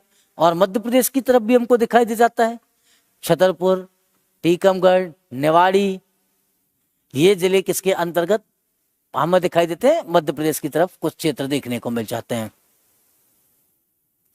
ठीक है, चलो भाई, इसके बाद आ जाते हैं फाग गायन। फाग गायन किसके द्वारा किया जाता है, फाग गायन जो है होली सॉन्ग है, होली के समय गाए जाने वाले गीत हैं। ये जब हम कहां पर जाते हैं, बुंदेलखंड के क्षेत्र में, तो मेल प्रधान है या पुरुष प्रधान है। बघेलखंड के क्षेत्र में भी कैसे हैं, पुरुष प्रधान है। यहाँ पर कृष्ण एवं राधा के भजनों को गाया जाता है। जैसे हमने सुना होगा ना, बिहार के क्षेत्र में बोल कबीरा सारा रारा, तो जो कबीरा सारा रारा की तर्ज पर गाया जाता है, वहां पर मध्य प्रदेश में इसे फाग गायन के नाम से वहां पर भी फाग गायन कहा जाता है। यह जो है कब होली के समय गाए जाते हैं, रंग पंचमी तक चलता है। बघेलखंड में भी हमको क्या मिलता है, फाग गायन मिलता है, फगुआ गायन मिलता है। बघेलखंड में यह फाग गायन धीरे धीरे क्या है, देखो, एक तो भजनात्मक शैली में भी है, कृष्ण की तो राम रासलीला के विषय में है, ये कृष्ण और राधा के गीतों को तो गाया ही जाता है। जैसे जैसे वह रात्रि का समय चढ़ता है और जो सुनने वाली जो जनता है वो थोड़ी सी वृद्ध जनता बच जाती है, तो उसमें जो है भाभी आ जाती है बीच में एक पात्र के रूप में, तो फिर थोड़ा सा ये क्या हो जाता है, अश्लीलता को भी प्रदान कर लेता है। तो यह जो है एक शुद्ध साहित्यिक भी है और साथ में इसका एक रूप कैसा दिखाई देता है, अश्लील रूप भी देखने को मिलता है रात्रि के समय। तो फाग का एक यह तरीका भी हो जाता है। फाग में कई जगह अलग अलग आयोजन किए जाते हैं, फगुआ के आयोजन किए जाते हैं।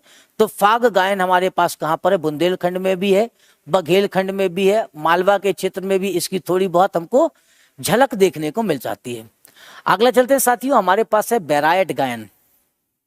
बैरायट गायन कहाँ पर है, तो ये जो है महापुरुष जो होते हैं, महापुरुष लोगों के लिए गाया जाता है। ठीक है, महापुरुषों के लिए, महापुरुष जैसे कृष्ण, राम, कर्ण या किसी क्षेत्रीय महान हस्ती की कहानी को गाया जाता है बैरायट गायन में। यह भी एक प्रकार से वीर रस से प्रधान गायन की शैली है, जो कथा गायन के रूप में इसे गाया जाता है।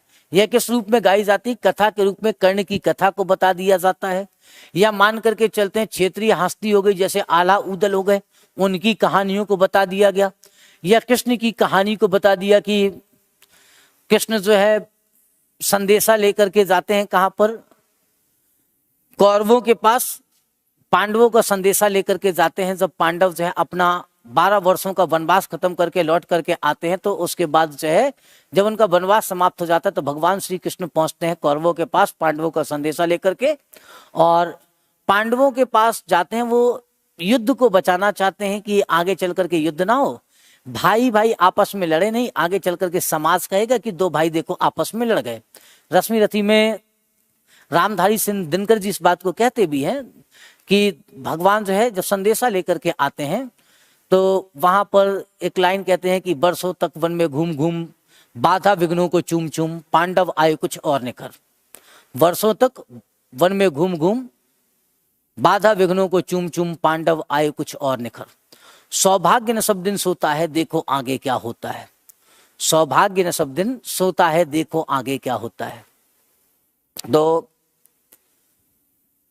इसी को लेकर के अब भगवान कहां पर आते हैं, हस्तिनापुर आते हैं संदेशा लेकर के कि भीषण विध्वंस बचाने को भगवान हस्तिनापुर आए, कौरवों का संदेशा पांडवों का संदेशा लाए। दो न्याय अगर तो आधा दो, दो न्याय अगर तो आधा दो, उस पर भी यदि वादा हो तो दे दो केवल 5 ग्राम, रखो अपनी धरती तमाम। पांडव वहीं खुशी से खाएंगे, परिजन पर असी न उठाएंगे। दुर्योधन वह भी दे न सका, समझ रहे हैं, दुर्योधन वह भी दे न सका। तो ऐसी कहानियों को क्या करते हैं, इस पर गाने का प्रयास किया जाता है और बताने का भी यहाँ पर प्रयास किया जाता है। तो ये सब कुछ हमको देखने को मिल जाता है, ठीक है, ये हमको दिखाई देता है। अब देखो इसके बाद आ जाता है बच्चे भोला या बाम्बुलिया गायन।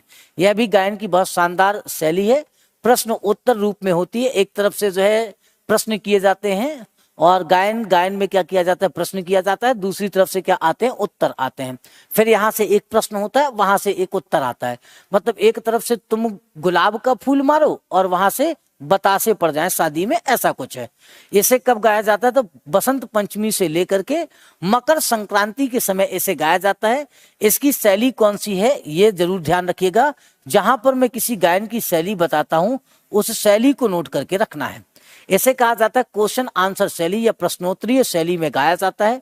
भोला या बाम्बुलिया हमारे पास क्या हो जाती है, सिंगिंग स्टाइल है। यह भी कहां पर है, बुंदेलखंड के क्षेत्र में हो जाती है। इसके बाद बच्चे आता है हमारे पास देवारी गायन या देवरी गायन के नाम से भी जाना जाता है। यह दोहों पर आधारित गायन शैली है, दोहे की बात की जाती है इसमें। इसमें अहीर, बटेर, धोसी, धोबी, बरेदी, ग्वाले इस जाति के लोगों में यह गायन की शैली प्रसिद्ध है। यह दिवाली के टाइम पर गाई जाती है। लोग क्या करते हैं, मोर पंख धारण करके घर घर जाते हैं और घर के सामने क्या करते हैं, नृत्य करते हैं और गाते हैं। ये जो देवरी गायन है या देवारी गायन जो कहलाता है, यह अपने आप में एक शानदार गायन की शैली है और साथ में इसका पहनावा भी बहुत बढ़िया है।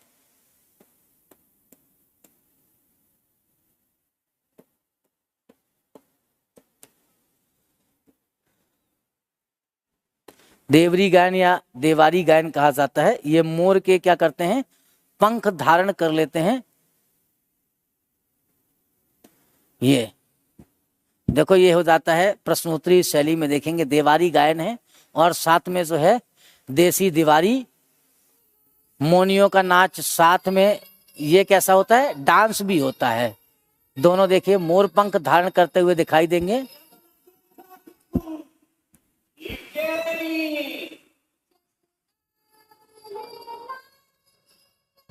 ये एक गायन की शैली है, प्रसिद्ध गायन शैली के रूप में दिखाई देता है। यह है हमारा देवारी गायन या दिवाली गायन भी कह देते हैं। दीपावली के समय किया जाता है, इसलिए इसे क्या कह दिया जाता है, दिवाली गायन कह दिया जाता है। गायन और जो है ये कैसी शैली है हमारे पास, दोनों डांस की भी शैली है।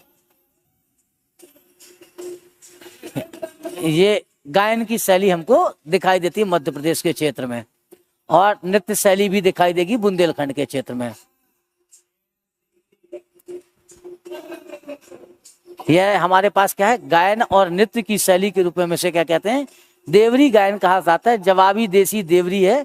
ये जवाब देते हैं, एक तरफ से जो है प्रश्न होता है और एक तरफ से दूसरी तरफ से जवाब दिया जाता है। तो ये क्या हो जाती है, हमारी गायन की एक शैली है। इसे भी ध्यान रखिएगा, देवरी गायन हो जाता है हमारे पास।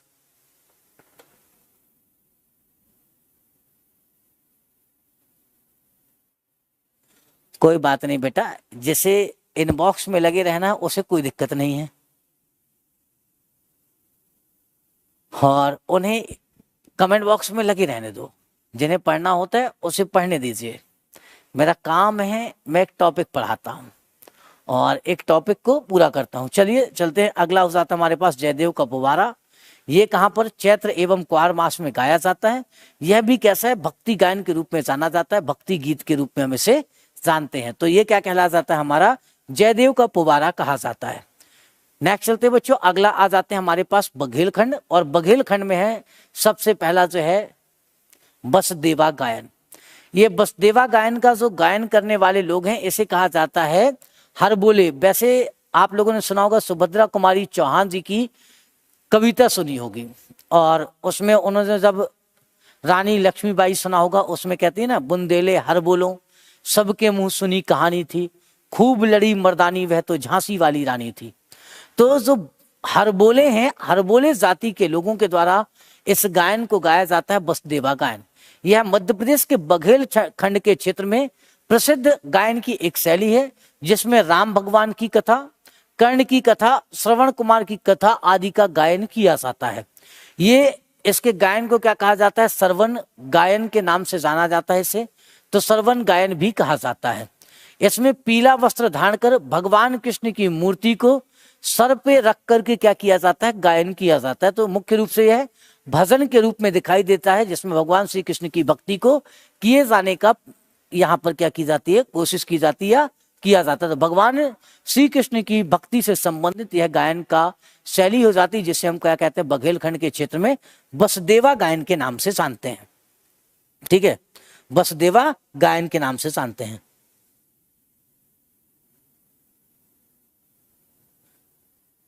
चलिए बच्चे आगे बढ़ते हैं, अगली बात आ जाते हैं बिरहा गायन।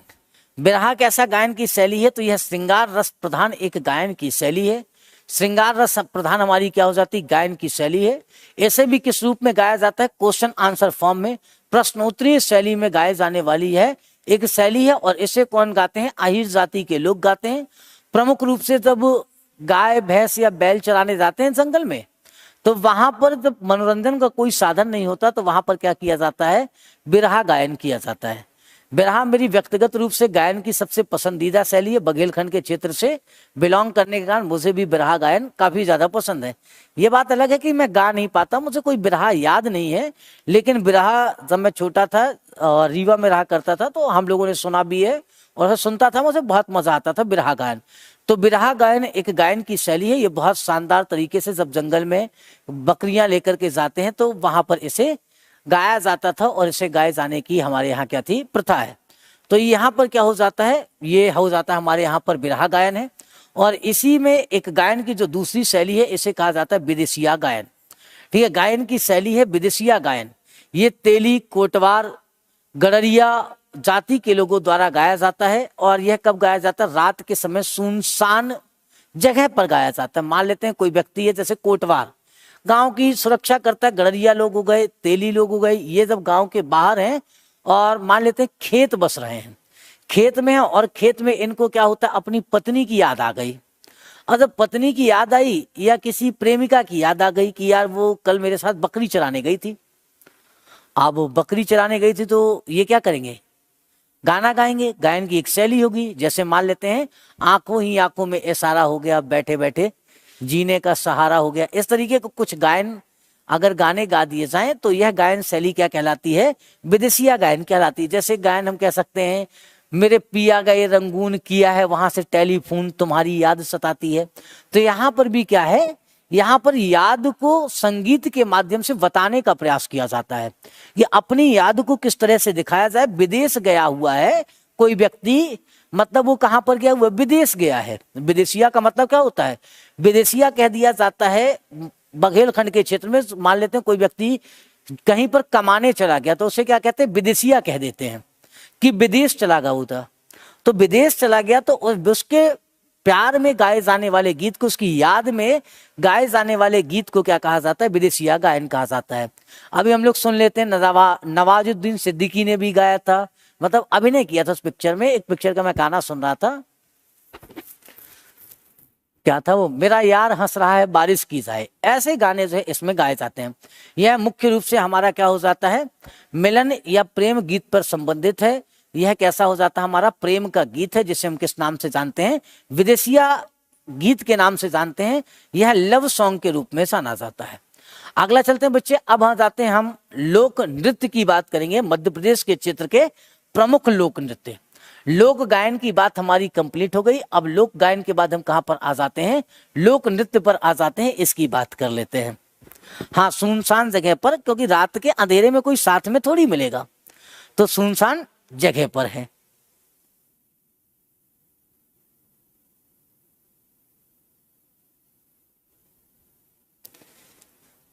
ठीक है, चलो भाई, सुनसान जगह पर हो गया। अब चलते हैं, आकर के देखते हैं किसको लेकर के इसकी बात करते हैं। निमाड़ रीजन या निमाड़ के क्षेत्र में, निमाड़ के क्षेत्र में बच्चों सबसे पहले जो गायन की शैली है, जो लोक नृत्य हैं वो कौन कौन से हो जाते हैं। एक तो गणगौर हमारा क्या है, लोक नृत्य है। इसके बाद काठी है, फिर एक फेफरिया है, मांडल्या है, और इसके बाद आड़ा खड़ा है और डंडा। ये प्रमुख नृत्य है जो कहां पर किए जाते हैं, निमाड़ के क्षेत्र में किए जाने वाले प्रमुख नृत्य कौन कौन से हैं, यही है। जब बच्चे हम मालवा के क्षेत्र में आते हैं, जैसे देखो नृत्य कब किया जाता है, जब कोई खुशी का अवसर हो, तो खुशी के अवसर पर किए जाते हैं। मालवा के क्षेत्र में जैसे मटकी डांस हो गया, आड़ा खड़ा, रजवाड़ा नृत्य हो गया, यह कहां पर है, मालवा में है। इसके बाद बुंदेलखंड के क्षेत्र में बधाई है, राई है, कानड़ा है, ढीमराई है, सैरा है और नौरता। बुंदेलखंड में कौन कौन से हैं, बधाई, राई, कानड़ा, ढीमराई, सैरा और नौरता नृत्य पाए जाते हैं। बघेलखंड के क्षेत्र में बच्चे हमारा कलसा नृत्य, दादर नृत्य, राई नृत्य। देखो यहां पर समझना, दो जगह लिखा हुआ है, एक राई नृत्य हमारा बुंदेलखंड में भी होता है, एक राई नृत्य हमारा कहां पर होता है, बघेलखंड में भी होता है। इन दोनों राई नृत्यों में मध्य प्रदेश पीएससी मुख्य परीक्षा में पूछ सकता है कि मध्य प्रदेश के बुंदेलखंड में होने वाले राई नृत्य और बघेलखंड के क्षेत्र में होने वाले राई नृत्य के मध्य मुख्य रूप से समानता और असमानता के बिंदुओं पर परिचर्चा करें। तो इसे पूछा जा सकता है, यह पूछा जा सकता है कि मध्य प्रदेश के लोक नृत्यों को, ठीक है, लोक नृत्यों को क्या किया जाए, उसके क्षेत्र के आधार पर या उसके भौगोलिक क्षेत्रों के विषय में बताइए, या मध्य प्रदेश के लोक नृत्यों का एक संक्षिप्त परिचय दीजिए। जब संक्षिप्त परिचय पूछ ले बच्चे, 11 नंबर का क्वेश्चन है, 11 नंबर के क्वेश्चन में कैसे करोगे, तो सीधा सा एक ग्राफ बनाओ, ये हो गया, और इसमें से कुछ कुछ जो प्रमुख नृत्य हैं उन नृत्यों के बारे में बता दो। जैसे राई नृत्य हो गया, कलसा नृत्य हो गया, इसके बाद ढीमराई हो जाता है, यहां पर हमें कौन सा दिखाई देगा, मटकी दिखाई दे जाएगा, इस क्षेत्र में आड़ा खड़ा हो जाता है। इनको हम क्या कर सकते हैं, देख सकते हैं।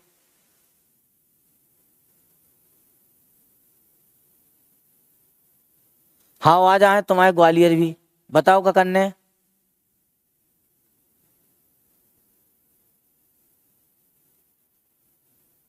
ठीक है, चुपचाप पढ़ लो, न तो 30 में पटक के मारे बेटा, समझ रहे बात। चलो आओ शांति से, और यहां से आगे बढ़ो। अब ये हो जाते हैं गायन की शैलियां हो जाती हैं। चलो सबसे पहला क्या हो जाता है हमारे पास, निमाड़ के क्षेत्र में गाए जाने वाले गायन की शैली, जिसे क्या कहा जाता है, निमाड़ के क्षेत्र में। सबसे पहला हमारे पास यहाँ पर नृत्य है निमाड़ के क्षेत्र का, इसे कहा जाता है गणगौर नृत्य। निमाड़ के क्षेत्र का पहला नृत्य कौन सा है, गणगौर नृत्य है। यह महिलाओं के द्वारा गणगौर त्योहार के समय गणगौर की स्थापना की जाती है, और गणगौर की स्थापना करके चैत्र मास के समय इसमें क्या किया जाता है, डांस किया जाता है, नृत्य किया जाता है। इसका जो प्रमुख वाद्य यंत्र है, ताली, थाली और ढोल होता है। इसमें इसके 2 प्रकार होते हैं। अगर स्थानीय महिलाएं होती हैं, जिसमें क्या किया जाता है, झालरिया और झोला, ये 2 महिलाएं हैं। इस नृत्य को देखिए, अगर हम बात करते हैं गणगौर नृत्य, ठीक है, कौन सा पर्व होता है, गणगौर पर्व के दौरान निमाड़ के क्षेत्र में गणगौर नृत्य किया जाता है।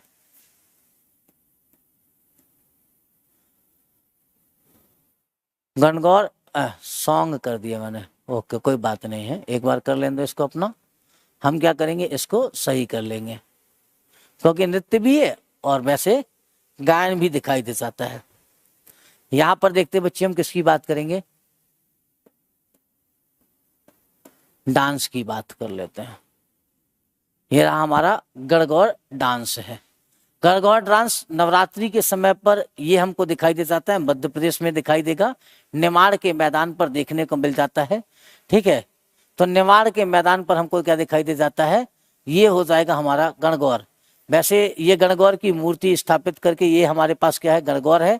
ये इस तरीके से कुछ इसे किया जाता है। अगर हम बात करें राजस्थान के क्षेत्र में भी दिखाई दे जाता है, मध्य प्रदेश के भी क्षेत्र में दिखाई देता है। अगर इसका वैसे डांस देखना है तो यह है हमारा गणगौर नृत्य है, जिसे लोगों ने अब नए तरीके से जो है डायरेक्ट भी कर दिया है, गणगौर की स्थापना करके नृत्य किया जाता है। ऐसे एसडी में भी देख सकते हैं, आजकल तो हर चीज जो है अलग हो गया।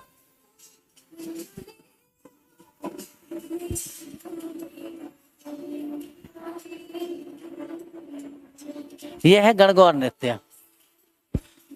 अब तो कोरियोग्राफी और सारी चीजें हो गई, ये गणगौर नृत्य है। ठीक है, माई घूमर तो ये हो जाता है हमारा गणगौर नृत्य है, जो मध्य प्रदेश के भी क्षेत्र में भी हमको दिखाई दे जाता है। दानिश खान जी पढ़ाई पर ध्यान दीजिए। ये क्या हो जाता है, गणगौर नृत्य है, इसे ध्यान रखेंगे। ये राजस्थान के क्षेत्र का मिल गया था, एक अच्छा कोरियोग्राफी वाला डांस था, तो हमने देख लिया, मेरा भी मनोरंजन हो जाता है। इसके दो टाइप होते हैं, एक टाइप होता है झालरिया और दूसरा टाइप क्या होता है, झोला होता है। स्थानीय स्तर की महिलाएं जब इसको शुरू करती हैं, झालरिया कही जाने वाली जो महिलाएं उसको शुरू करती हैं, तो इसके दो प्रकार हमको दिखाई देते हैं। अगला चलते बच्चों, नेक्स्ट आकर के हमारे पास है काठी नृत्य। काठी कैसा नृत्य होता है, तो पार्वती की तपस्या से संबंधित वर्शिप ऑफ पार्वती, ये सीधा प्रश्न पूछा गया है कि निम्नलिखित लोक नृत्यों में से कौन सा एक लोक नृत्य है जो पार्वती की उपासना से संबंधित है। तो काठी नृत्य किससे संबंधित है, पार्वती की उपासना से। पार्वती की ये किससे संबंधित है, उपासना से संबंधित ये क्या हो जाता है, हमारा नृत्य है। तो पार्वती की उपासना से संबंधित नृत्य को क्या कहा जाता है, काठी नृत्य कहा जाता है। इसका जो प्रमुख वाद्य यंत्र है उसे किस नाम से जानते हैं, ढाक के नाम से जानते हैं। काठी नृतक की पोशाक को हम क्या कहते हैं, बाना कहते हैं। ठीक है, वो जो ड्रेस पहने रहते हैं उसे बाना कहा जाता है। और ये प्ले टाइम जो समय होता है, इसमें देव प्रबोधनी एकादशी से लेकर के महाशिवरात्रि के समय तक निमाड़ के क्षेत्र में किया जाता है काठी डांस। ठीक है, डांस की जो हमारे पास एक शैली है, इसे किस नाम से जानते हैं हम, तो काठी डांस कहा जाता है। ये देखो काठी डांस देख लेते हैं, निमाड़ के क्षेत्र में हम काठी डांस दिखा दे जाते हैं। ये हो जाती है निमाड़ के क्षेत्र का फोक नृत्य है, निमाड़ी फोक नृत्य कहा जाता है, या हम कहेंगे इसे जो है नृत्य के नाम से जानते हैं। ये हो जाता है हमारा काठी नृत्य के रूप में इसे जानते हैं। ठीक है, मध्य प्रदेश का काठी वाला नृत्य देव भीलट की आराधना से संबंधित। ये देखो थाली बजाने पर, यहाँ पर सारी बातें इसमें लिखे भी आएगी। अब देखते हैं इसको आकर के, चलो ये ताली और थाली पर होता है, ये है काठी। ये जो ये पोशाक पहने हुए, इस पोशाक को क्या कहा जाता है, बाना कहा जाता है। ये जो नृतक जो पोशाक पहन करके हमको दिखाई दे रहे हैं, इसको क्या कहा जाता है, बाना कहा जाता है। ये इनकी जो पोशाक है, इस पोशाक को हम क्या कहते हैं, बाना कहते हैं। ये जो वस्त्र धारण किया हुआ है इन्होंने, यही वस्त्र इनका क्या कहलाता है, बाना के नाम से जाना जाता है। और ये नृत्य कौन सा नृत्य कहलाता है हमारा, तो इसे हम कहते हैं काठी नृत्य। काठी नृत्य के नाम से जानते हैं, काठी डांस के नाम से जानते हैं। और यह काठी डांस करने वाले जो नृतक होते हैं, इनके द्वारा पहनी गई पोशाक क्या कहलाती है, बाना कहला जाती है। ठीक है, तो ये बाना हम देख रहे हैं, ये हमें दिखाई दे जाएगा बाना। तो ये बाना इनके द्वारा यूज की गई पोशाक है, इस पोशाक को हम इसमें देखते हैं। चलें आगे बढ़ते हैं बच्चे, अगला आ जाते हैं। अब अगली बात करते हैं नेक्स्ट लेकर के, आ जाओ। इसके बाद है हमारे पास फेफड़िया गायन। देखो जिंदगी में एक बात याद रखो, पढ़ने का कोई समय नहीं होता, नींद चैन सब त्यागो तुम, और तब जो है सफलता कहीं मिलती है। अब मध्य प्रदेश में 5 साल का अकाल समाप्त करते हुए, जहां तक मेरी उम्मीद है, अगले 15 दिन के भीतर मध्य प्रदेश एसआई की वैकेंसी आ जाएगी। उसके ठीक 1 महीने के अंदर एमपी पटवारी आ जाएगा। जेल एसआई, वन रक्षक, ये सारे exam, assistant engineer, Madhya Pradesh medical services में बहुत सारे अलग अलग क्षेत्र में सर्विसेज वहां पर भी हैं, तो ये सारे एग्जाम को कंडक्ट करा लिया जाएगा। तो अगर सफलता चाहिए तो मेहनत तो करनी पड़ेगी।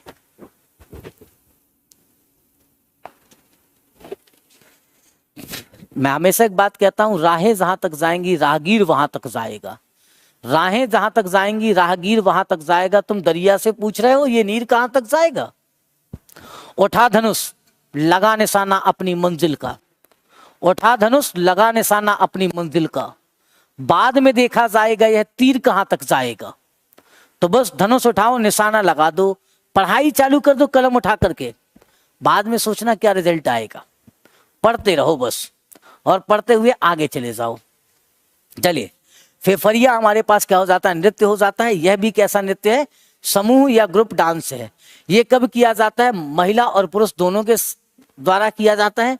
नृत्य के साथ इसमें पुंगी बजाई जाती है।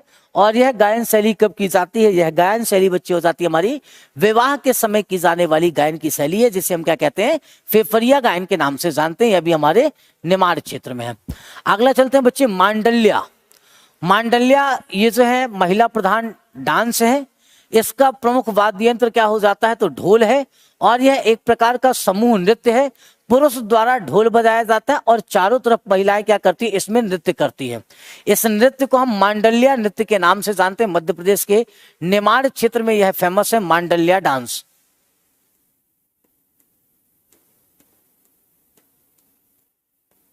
मांडल्या डांस है हमारे पास निमाड़।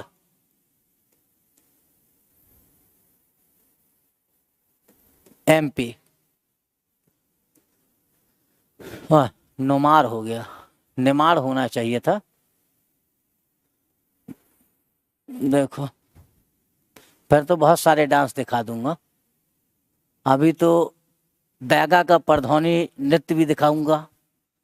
ठीक है, चलो अभी ये वाला तो मेरा नहीं। आदिवासी डंडा डांस तो ये हो गया।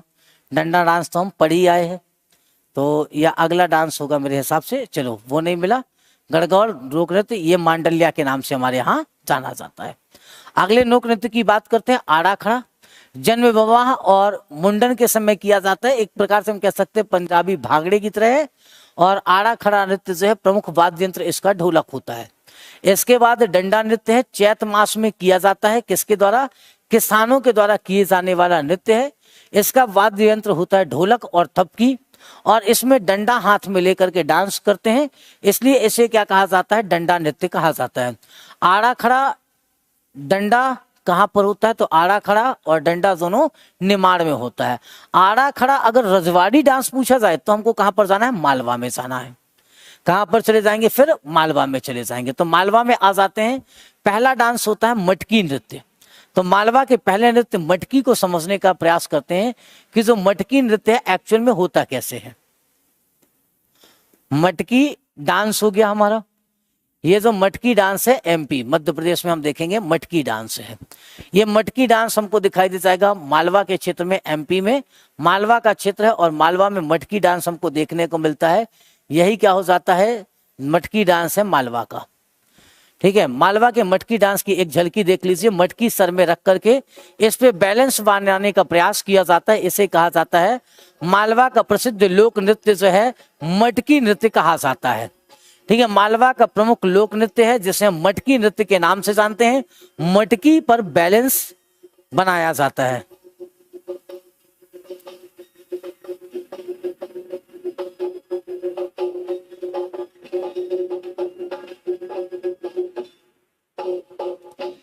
टाइमिंग बेटा एमपी जी के स्पेशल बैच है, वहां पर चले जाइए।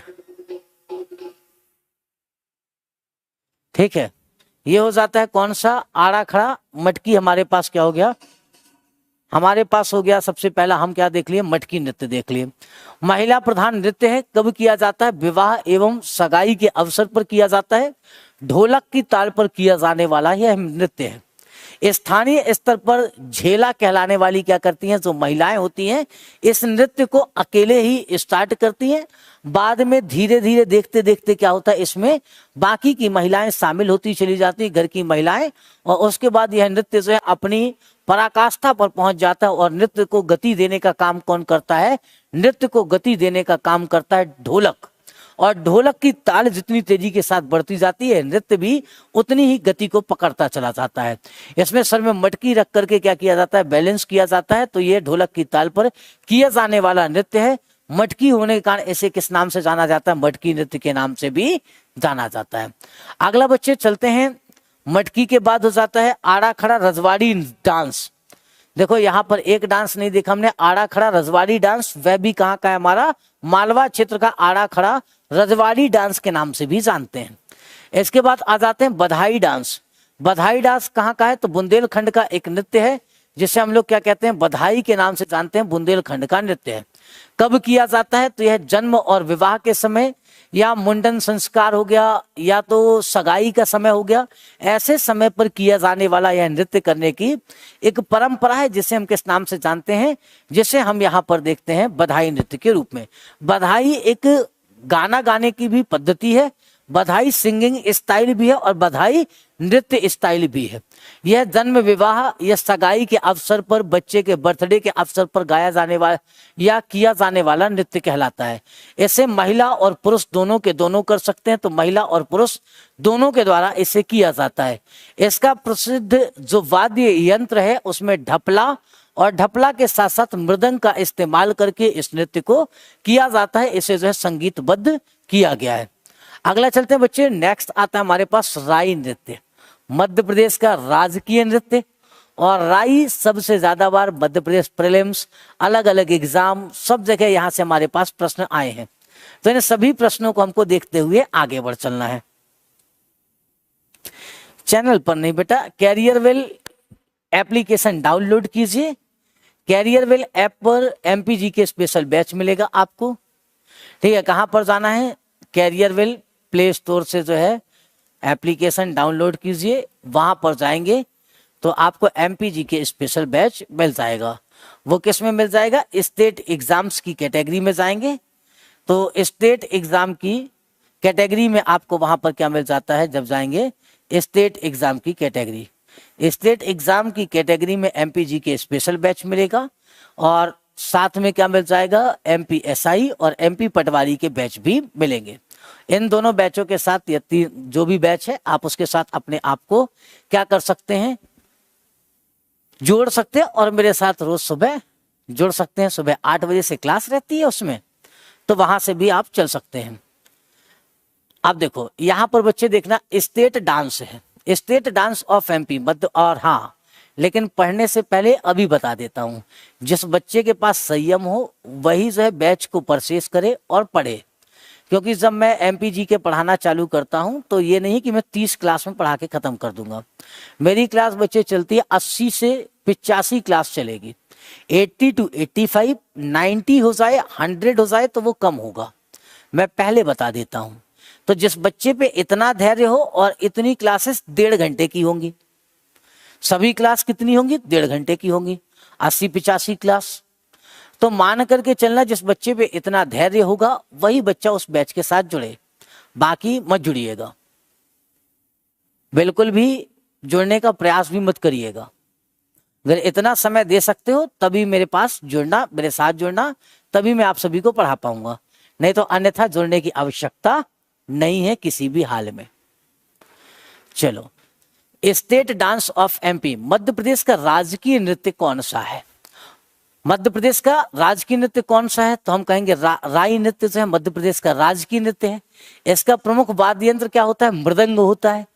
इस नृत्य के केंद्र में जो महिला नर्तक होती है उसे हम क्या कहते हैं, उसे हम बेड़नी कहते हैं।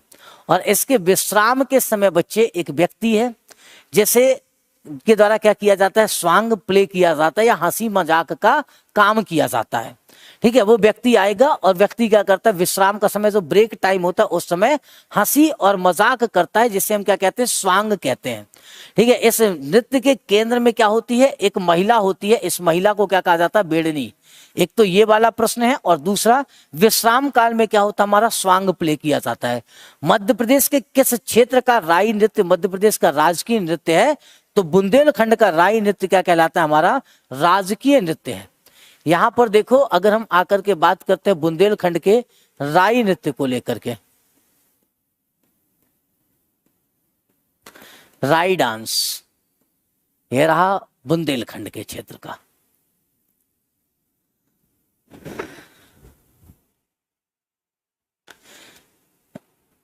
एक दिवसीय 26वां राष्ट्रीय लोक उत्सव, इसमें देख लेते हैं राई नृत्य।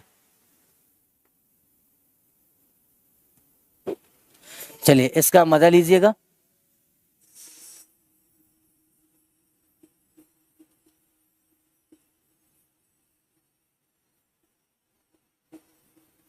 ये है बुंदेली, हमारा राई नृत्य है, मध्य प्रदेश का राजकीय नृत्य है। ये महिला जो बीच में रहेगी उसे क्या कहा जाता है, बेड़नी कहा जाता है। ये देखो, अगर इस बार के पद्म अवार्ड में आप लोग एक व्यक्ति का नाम जानते हैं, राम सहाय पांडे जी का।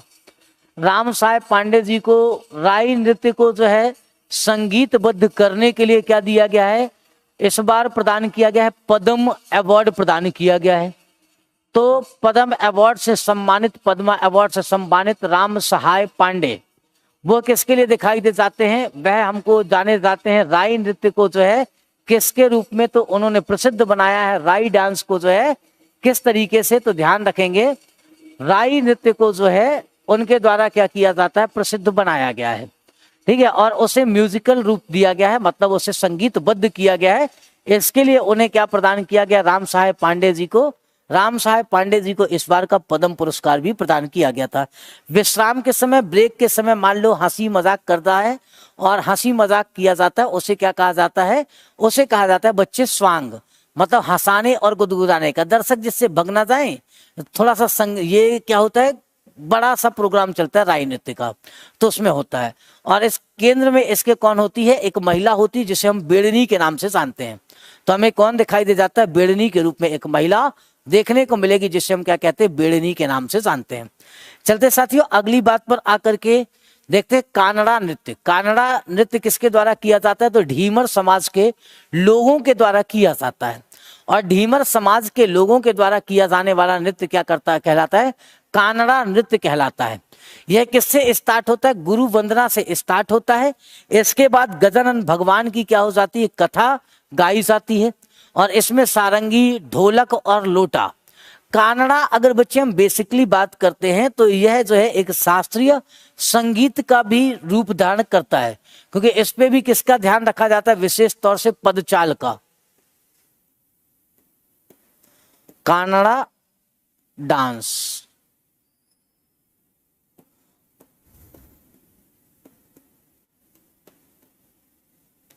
बुंदेलखंड।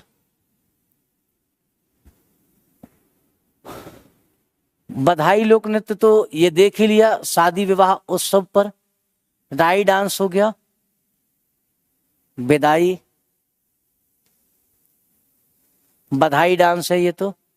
चलिए बधाई डांस तो बहुत ही खूबसूरत होता है, अच्छा बधाई ही मिलेगा।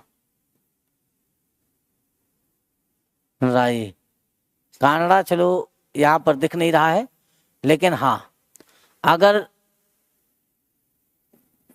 विदाई नृत्य देखना है, बधाई नृत्य देखना है, बधाई देख सकते हो चाहो तो, एक बार देख लो, बहुत ही मनमोहक नृत्य की है प्रस्तुति होती है।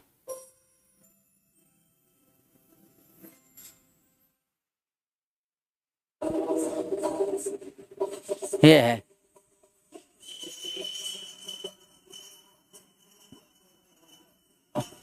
ठीक है, यह है बधाई नृत्य। डॉक्टर हरि सिंह गौर यूनिवर्सिटी सागर में इसको परफॉर्म किया जा रहा है, इसे भी समझिए। ठीक है, डॉक्टर हरि सिंह गौर यूनिवर्सिटी मध्य प्रदेश के सागर में मध्य प्रदेश की पहली यूनिवर्सिटी के रूप में स्थापित की गई। तो ऐसे भी देखना, ये हो जाता है हमारे पास क्या है, बधाई नृत्य है। इसे आगे देखते हुए चलते हैं। चलिए बच्चों आगे बढ़ते हैं। अब अगली आ जाते हैं सहरा नृत्य। सावन एवं भादो के मास में किया जाता है। ग्रुप डांस है। ढोलक, झांझ, मृदंग और घुघरू की ताल पर इसे किया जाता है। ठीक है, क्या होता है इसमें, तो घुंघरू होते हैं और उसी की ताल पर सहरा नृत्य किया जाता है। नेक्स्ट चलते बच्चों, अगला नृत्य है हमारे पास ढीमराई नृत्य। ढीमराई नृत्य किसके द्वारा किया जाता है, ढीमर जाति के द्वारा किया जाने वाला नृत्य है। इसमें मुख्य नृतक क्या करता है, मुख्य नृतक जो है कथक की तरह क्या करेगा, नृत्य करता है। पदचाल एवं पंजों के बल चलना तथा अपनी भाव भंगिमा के माध्यम से संगीत को समझाने का प्रयास किया जाता है। ऐसे नृत्य को क्या कहा जाता है, ढीमराई कहा जाता है। वैसे हम लोगों ने ढीमराई गाने सुने होंगे कि ढीमरा जी ने फेंक दो जाल की फंस गई जल मछली, ये हमने ढीमराई गाने सुने हुए हैं। तो जो ढीमराई गाने सुने हुए हैं उसी के आधार पर हमको क्या दिखाई दे जाता है, ढीमराई नृत्य भी देखने को मिलता है। अगर ढीमराई जाते हैं बुंदेलखंड की, तो एक प्रकार से हम कह सकते हैं कि कथक का बुंदेलखंडी रूप है ढीमराई। कथक का क्या हो जाता है, ढीमराई डांस है हमारे पास, ढीमराई डांस, ये कथक का बुंदेलखंडी रूप हमको देखने को मिल जाता है। ठीक है, मध्य प्रदेश का स्टेट विनर ढीमराई ब्यूटीफुल कोरियोग्राफी हो जाती है। ये तो खैर जो है मेरे ही कॉलेज का है, महाकौशल कॉलेज में जो है इसे परफॉर्म किया गया था और महाकौशल कॉलेज की हमारे पास टीम के द्वारा जो है इसे परफॉर्म किया गया था। ऐसे देख सकते हैं। चलिए ढीमराई, इस नृत्य को देखने का प्रयास करते हैं। यह है ढीमराई, है बहुत पुराना हो गया, लगभग 2009-10 का था। ठीक है, ये ढीमराई नृत्य है।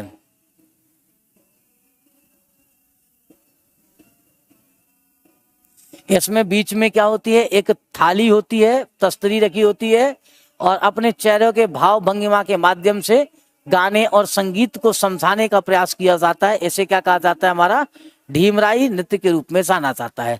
पदचाल, पंजों के बल चलना, अपनी भाव भंगिमा के माध्यम से संगीत को समझाने का प्रयास करना, जो हमको कथक में देखने को मिलता है, ठीक वैसा ही कुछ हमको कहां पर दिखाई दे जाता है, ढीमराई में हमें देखने को मिलेगा।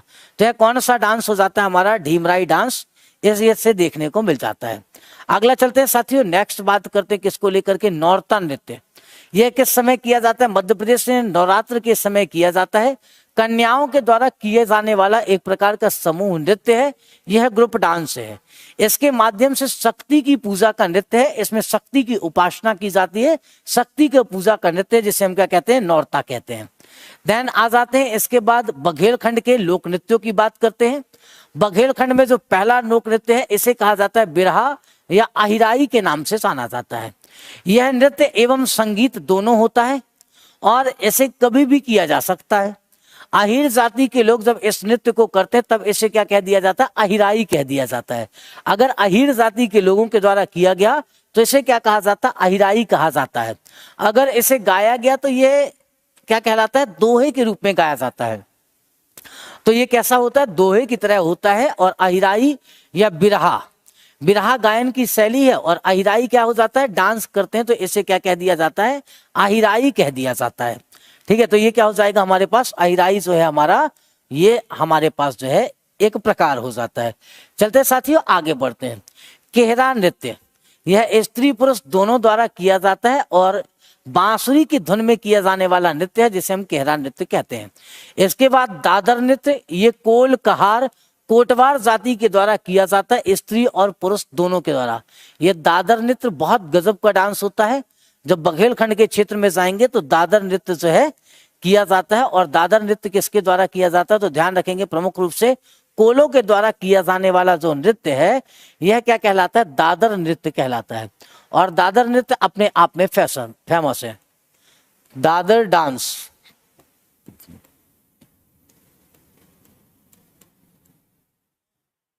बघेली, ठीक है, कौन सा हो जाएगा, दादर डांस हमारा बघेलखंड में किया जाता है। हमार तुहार दूरी के रहना हो, कैसे के मिलना होए। ठीक है, मतलब एक दूसरे से दूर रह रहे हैं, कैसे मिलन होगा, ये सारा है। चलो ये यहाँ पर देख लो दादर डांस। मुझे बापू की ये डांस अपने आप में जो है अच्छा लगता है। ग्रामीण क्षेत्रों के अंचल में होने वाले डांस स्टेप तो एक ही प्रकार से होते हैं। अधिकतर चीजें जो है ये कहलाता है दादर डांस। ये महिलाओं का सबसे जो है क्या कहा जाता है, इस तरीके वाला प्रसिद्ध स्टेप है। जैसे हम घूमर देखते हैं उसमें भी क्या है, महिलाओं का इसी तरीके से स्टेप दिखाई देता है। तो यही स्टेप हमको कहाँ पर दिखाई देता है, बघेलखंड के क्षेत्र में दादर नृत्य में भी देखने को मिलता है। ये महिलाओं के द्वारा, महिला पुरुष दोनों झुके हुए हैं और इसी तरीके से जो है इस नृत्य को किया जाता है। और यह नृत्य क्या कहलाता है, दादर नृत्य कहा जाता है। ये बारात के आगमन पर, बारात जब विदा होती है तब भी किया जाता है। उस समय किए जाने वाला यह प्रमुख रूप से हमारे यहाँ क्या है, नृत्य है बघेलखंड के क्षेत्र में। तो बघेलखंड के क्षेत्र का प्रमुख नृत्य हमको देखने को मिलेगा। चलो बच्चों आगे बढ़ते हैं, नेक्स्ट आते हैं, अगली बात सीखते हैं। दादर नृत्य को देख लिया, ठीक है। तो दादर नृत्य कहाँ पर है, बघेलखंड के क्षेत्र में है। नेक्स्ट चलते हैं साथियों, अगला कलसा नृत्य। बारात के आगमन के समय किया जाता है कलसा रख के सर में। और बारात के आगमन के समय कलसा रख के जो गडरिया लोग होते हैं और अहीर, गडरिया क्या काम करते हैं, मतलब हम कह सकते हैं ये चरवाहा जाति है। अहीर यादव हो गए, गडरिये क्या होते हैं, पाल होते हैं। तो अहीर और गडरिया जाति के लोगों के द्वारा किए जाने वाला यह नृत्य है, यादव और पाल जाति के द्वारा किया जाने वाला प्रसिद्ध नृत्य है, जिसे कलसा नृत्य कहते हैं। यह कलसा नृत्य किया कब जाता है, जब बारात द्वार पर आ जाती है। वो विवाह मूवी का गाना सुना होगा, द्वारे आई बारात रे। तो जब बारात दरवाजे पर आ जाती है, बारात के दरवाजे पर आगमन के साथ ही जो डांस होता है उस डांस को क्या कहा जाता है, कलसा नृत्य कहा जाता है। किस नृत्य के नाम से जानते हैं, तो कलसा नृत्य के नाम से जाना जाता है। उसे हम कलसा नृत्य के रूप में जानते हैं। अहीर एवं गडरिया जाति के लोगों में यह प्रसिद्ध है। क्वेश्चन आंसर स्टाइल शैली में इसे किया जाता है। इसके बाद आ जाते बच्चे केमाली नृत्य। बघेलखंड के क्षेत्र में केमाली नृत्य या इसे साजन सजनी नृत्य भी कहा जाता है। शादी के समय पर किया जाता है। यह भी कैसा हो जाता है हमारा, क्वेश्चन आंसर स्टाइल में या प्रश्न उत्तरीय शैली में किया जाने वाला यह नृत्य है हमारे यहाँ मध्य प्रदेश के क्षेत्र में। तो यह भी कहां पर दिखाई दे जाता है, बघेलखंड के क्षेत्र में देखने को मिलेगा। चले बच्चे आगे बढ़ते हैं और अगली बात आकर के करते हैं। चलो एक बार सेशन को शेयर कर दो। राई नृत्य ढोल में किया जाता है। किस में किया जाता है, ढोल में किया जाता है। पुरुष ही स्त्री का वेश धारण कर लेता है। बुंदेलखंड और बघेलखंड की राई में इतना सा अंतर है कि वहां पर बेड़नी होती है, एक नृतक होती है जिसे हम बेड़नी कहते हैं। और मध्य प्रदेश में के बघेलखंड के क्षेत्र में जो राई नृत्य होता है बघेलखंड में, ये कहाँ का है, बघेलखंड का। तो बघेलखंड में ध्यान रखेंगे, बघेल ये क्या हो जाएगा, हमारा खंड है। और बघेलखंड के राई नृत्य में अंतर क्या है, इसमें स्त्री नहीं होती, स्त्री नहीं होती है। स्त्री का भी रोल कौन कर लेता है, स्त्री का रोल भी पुरुष कर लेता है। स्त्री का रूप भी कौन कर लेता है, पुरुष कर लेता है। और स्त्री जो कार्य करती है वह कार्य पुरुष द्वारा ही कर लिया जाता है। तो ये हमको कहां पर दिखाई देता है, मध्य प्रदेश के बघेलखंड क्षेत्र में देखने को मिलता है। अगला समझो बच्चों, हमारे पास फोक ड्रामा है या लोक नाट्य है। यह लोक नाट्य किस क्षेत्र का है, तो ध्यान रखेंगे हमारा निमाड़ के क्षेत्र में होने वाले लोक नाट्य, मालवा के क्षेत्र में होने वाले लोक नाट्य, फिर बात करेंगे बुंदेलखंड के क्षेत्र में होने वाले लोक नाट्य और बघेलखंड के क्षेत्र में होने वाले लोक नाट्य। इन तीनों नाट्यों को हम समझते हुए आगे बढ़ेंगे और तीनों नाट्यों को करने का प्रयास करेंगे कि कौन कौन से नाट्य जो है मध्य प्रदेश के इस क्षेत्र में हमको दिखाई देते हैं। तो सबसे पहला नाट्य हमारे पास क्या हो जाता है, निमाड़ के क्षेत्र में देखो गम्मत है, रास लीला है और कठपुतली नृत्य है। मालवा के क्षेत्र में हमारा माच है, भवई है और कठपुतली है। बुंदेलखंड के क्षेत्र में स्वांग नौटंकी, बघेलखंड के क्षेत्र में छाहुर, मनसुखा, हिंगाला, जिंदवा और बहलोल और साथ में लकड़बग्गा, ये क्या हो जाती है हमारे पास, और साथ में रास। ये यहाँ के कुछ प्रमुख मध्य प्रदेश के लोक नाट्य हैं जिनसे हमारे पास परीक्षा में प्रश्न बनता है। सबसे पहले आकर के बात करते हैं निमाड़ के क्षेत्र में। निमाड़ के क्षेत्र में रास लीला, ये कब की जाती है? तो नवरात्रि के समय। रासलीला कब किया जाता है? ध्यान रखेंगे, रासलीला जो है नवरात्रि के समय किया जाने वाला एक लोक नाट्य है जो निमाड़ के क्षेत्र में किया जाता है। इसमें कृष्ण की लीला का क्या करती है किया जाता है? मंचन किया जाता है। इसके बाद अगला आता है हमारे पास गम्मत। गम्मत भी कहा है? निमाड़ के क्षेत्र में। यह गणगौर नवरात्रि का समय होता है, होली का समय होता है, या इसी समय पर इसका क्या किया जाएगा? मंचन किया जाता है, इसे प्रस्तुत किया जाता है। अब देखिए, इसमें लोक जीवन से संबंधित क्या किए जाते हैं? प्ले किया जाता है। लोक जीवन से संबंधित समझिए, मान करके चलते जैसे आपके घर में रोटी नहीं है। अब एक व्यक्ति का रोटी को लेकर के किया गया प्रयास और मेहनत, घर से गया बेचारा रोटी की तलाश में, आगे पहुंचा जंगल, कुल्हाड़ी लेकर के, उसकी कुल्हाड़ी भी क्या हो गई? बीच में शेर मिल गया, दौड़ा दिया, उसकी कुल्हाड़ी गिर गई। नदी में पेड़ पर फंस गया है, अब पेड़ से उतरना चाहता है लेकिन पेड़ नदी के बीच में और नदी में मगरमच्छ है। इस तरीके की कहानियों का इसमें मंचन किया जाता है। लोक जीवन या हमारे जीवन में जितनी कठिनाइयां हैं उन कठिनाइयों को इसमें जो है प्रदर्शित करने का काम किया जाता है। तो इन कठिनाइयों के माध्यम से उसके जीवन को दिखाने का प्रयास किया जाता है कि एक व्यक्ति अपने जीवन काल के दौरान कितने संघर्षों को करता है और कितने संघर्षों से आगे जाकर के उसे अपने जीवन को लेकर के जाना पड़ता है।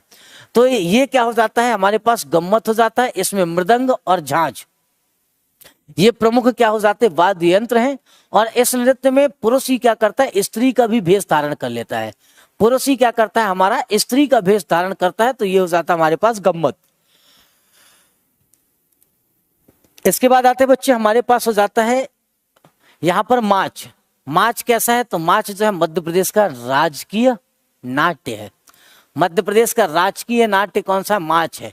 यह कहाँ का माच? तो याद रखेंगे मालवा का। इसका उदय कहां से हुआ है? तो माच शब्द का जो उद्भव है वो संस्कृत भाषा के शब्द मंच से हुआ है। ठीक है, ये किससे बना हुआ है? तो संस्कृत भाषा का शब्द है मंच। और मंच के ऊपर अगर किसी बात का या किसी प्ले का मंचन किया जाए उसे क्या कहा जाता है? माच कहा जाता है। भाई किसी हम क्या करते हैं? अपने विचारों को, हाव भाव को, अपनी जो है भाव भंगिमा को या हमारे जीवन में घटित घटनाओं को मंच के माध्यम से, लोक नाट्य के माध्यम से जनता के बीच पहुंचा देना ही क्या कहलाता है? नुक्कड़ नाटकों के माध्यम से पहुंचा देना ही नाटक कहलाता है, प्ले कहलाता है, ड्रामा कहलाता है। ड्रामा देखिए, जो हमको ड्रामा दिखाई दे जाता है वह जो है, जैसे हम बात करते हैं कुछ प्ले दिखाई दे जाएंगे, वासुदेव, दैत्यम, और जैसे अभिज्ञान शाकुंतलम पे भी कई लोगों ने क्या किया है? प्ले किया है, ड्रामा किया है। ठीक है, तो जैसे हम कहते हैं ना कि उपमा कालिदासस्य, यहाँ पर अपनी भाव भंगिमा का प्रदर्शन करते हुए ये बात सिखा देना और ये बात सामने वाले तक पहुंचा देना कि हम क्या संदेश कहना चाहते हैं। देखा कई बार नाट्य करते समय लोग क्या करते हैं? मंच पर खड़े हो जाते हैं, कुछ बोलते नहीं है, बस वो अपने शरीर की भाव भंगिमा और इशारों के माध्यम से जो है कुछ प्ले करते हैं और उस प्ले को हम समझ जाते हैं। मतलब उनकी भावनाओं को समझ जाना, लोक जीवन को समझना और लोक जीवन को लोगों तक पहुंचाना ही क्या कहलाता है? लोक नाट्य कहलाता है। तो इसका उद्भव जो संस्कृत के शब्द मंच से हुआ है और जन्मभूमि इसकी क्या मानी जाती है? उज्जैन को इसकी जन्मभूमि मानी जाती है। इसका मूल स्थान उज्जैन को माना जाता है। माच के प्रवर्तक को क्या कहा जाता है? उस्ताद या गुरु कहते हैं। इसमें जो प्रमुख उस्ताद रहे वो गोपाल जी है, बाल मुकुंद जी है, राधा कृष्ण जी हैं, कालूराम जी हैं, भैरूलाल जी हैं, जिन्होंने माच को नई ऊंचाइयां प्रदान की और माच को जो है एक नया समाज में स्थान दिलाया। तो माच को प्रसिद्ध बनाने का काम किसका है? गोपाल जी का, बाल मुकुंद जी का, राधा कृष्ण जी का, कालूराम जी का, भैरूलाल जी का। इन्होंने माच को नई ऊंचाइयां प्रदान की और माच को जो है नया स्तर प्रदान किया है। माच का जब मंचन देखेंगे तो माच का मंचन अपने आप में जो है बेहतरीन है और इतना बेहतरीन है कि एक राजकीय नृत्य है माच।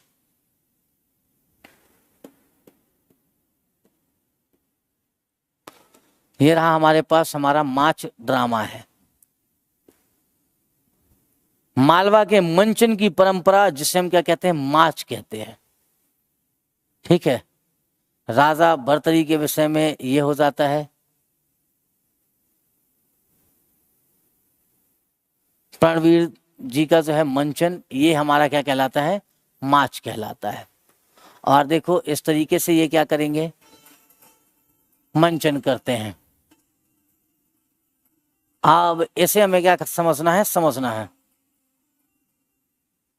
यह है हमारी माच।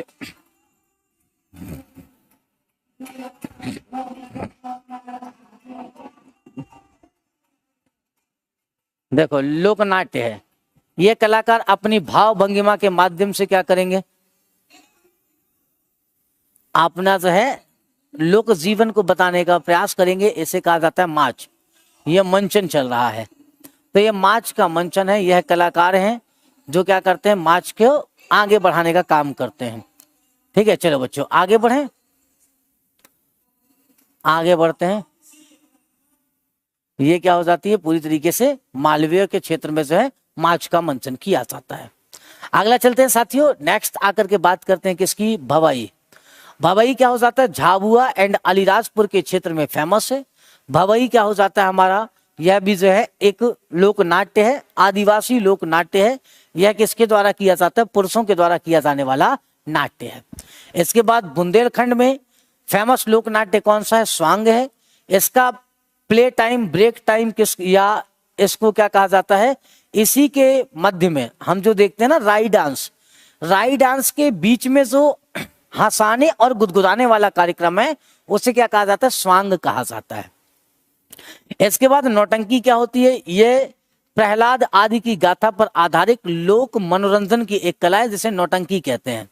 ठीक है, नौटंकी भी इसके लिए किसी स्टेज की जरूरत, मतलब स्टेज की जरूरत नहीं होती, मंच की जरूरत नहीं होती, नॉर्मल स्थानों पर इसे किया जा सकता है, जिसे हम नौटंकी कहते हैं। अगला आता है हमारे पास बघेलखंड का क्षेत्र। बघेलखंड के क्षेत्र में बच्चे जो सबसे फेमस लोक नाट्य उसे हम छाहुर कहते हैं। यह किसके द्वारा किया जाता है, कृषकों के द्वारा किया जाता है। कहां पर, गांव के चौराहे पर कर दिया जाता है। इसके लिए किसी मंच की आवश्यकता नहीं होती है। यह मुख्य रूप से स्त्री पुरुष इस ही क्या करता है, पुरुष ही इसमें स्त्री की भूमिका भी निभाता है। इसमें स्त्रियां नहीं होती हैं, पुरुष ही क्या करेगा, स्त्री की भूमिका भी निभा देता है। ये कब किया जाता है, तो ध्यान रखेंगे दिवाली के अवसर पर अहीर जाति के लोगों के द्वारा किया जाता है। दिवाली का समय है, गांव में ठंड है, सारे लोगों ने अपनी फसलें बो दी है, अब कोई दिक्कत की बात है नहीं। सारे देखो जो त्योहार होते हैं वो जब फसल लगाना होता है उस समय कोई त्योहार नहीं होता, फसल काटने के समय कोई त्योहार नहीं होता, फसल कट जाती उसके बाद त्योहार होता है, फसल लग जाती उसके बाद त्योहार होता है। तो त्योहार के अवसर पर क्या है, कुम्हार तेली अहीर जाति के लोग इसका मंचन करते हैं। यह मौखिक रूप से होता है, एक दूसरे से बात करते हुए इसका मंचन किया जाता है। इसमें सामंती शोषण को बताने का ये नाट्य है।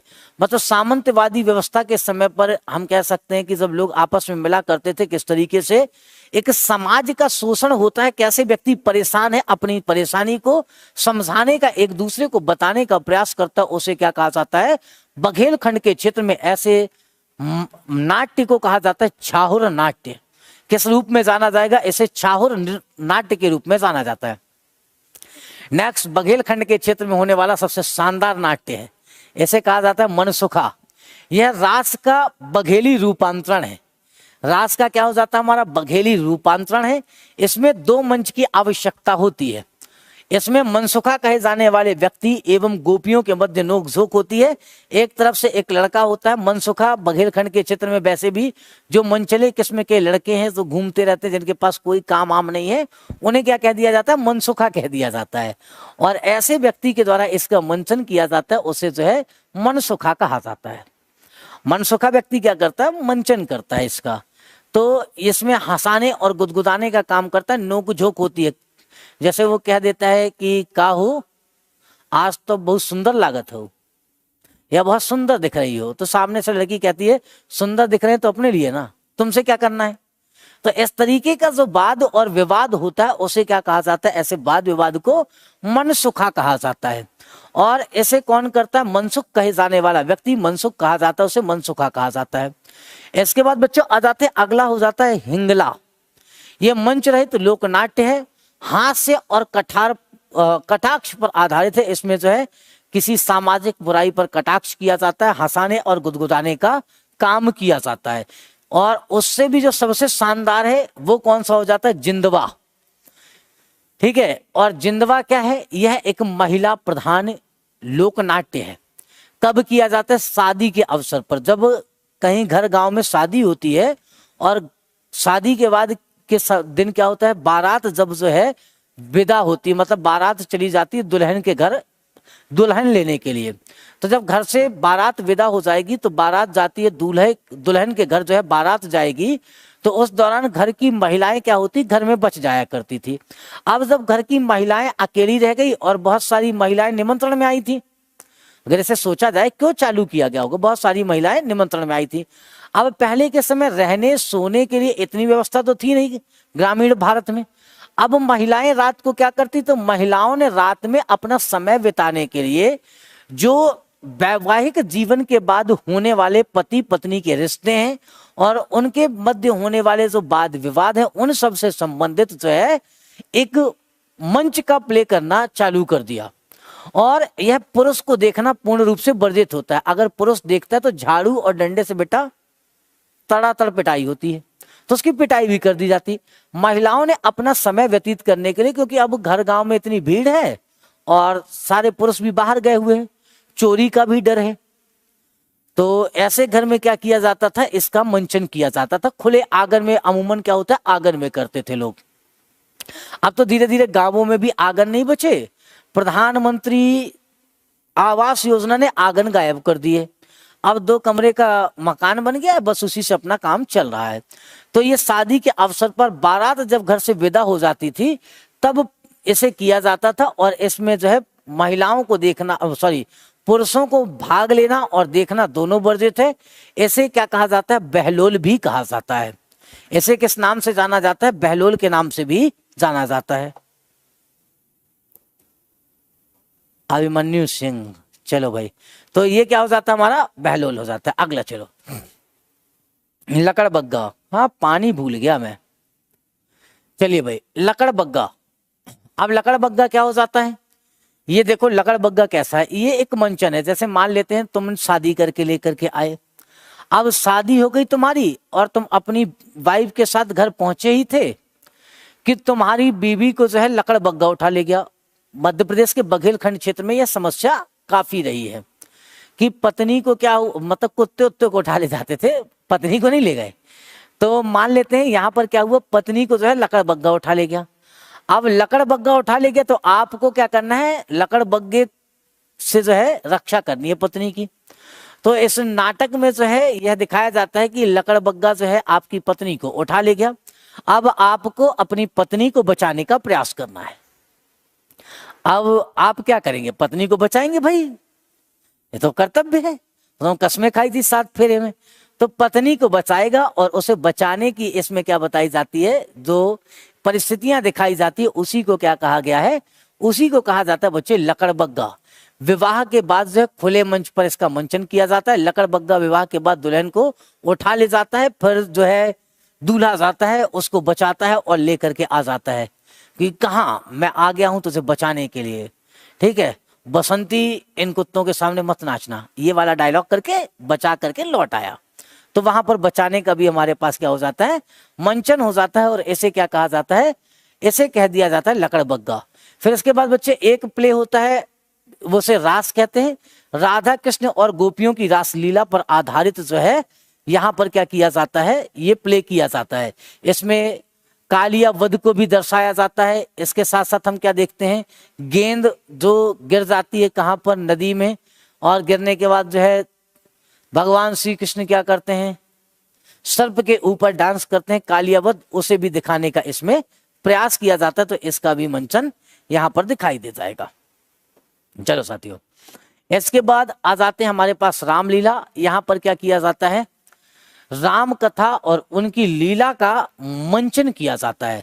भगवान राम की कथा और उनकी लीला का मंचन किया जाता है, उसे क्या कहा जाता है, तो इसे कह दिया जाता है बच्चों राम लीला कहा जाता है। अदर महत्वपूर्ण जो हमारे पास क्या हो जाते हैं लोक नाट्य हैं, इनमें से रहस्य, ये कहाँ पर होता है, निमाड़ के क्षेत्र में। भवई कहाँ पर होता है? झाबुआ और अलीराजपुर के क्षेत्र में। खम्ब स्वांग कहाँ पर किया जाता है? कोरकू जाति के लोगों के द्वारा। मेघनाद खम्ब के चारों तरफ इसे किया जाता है।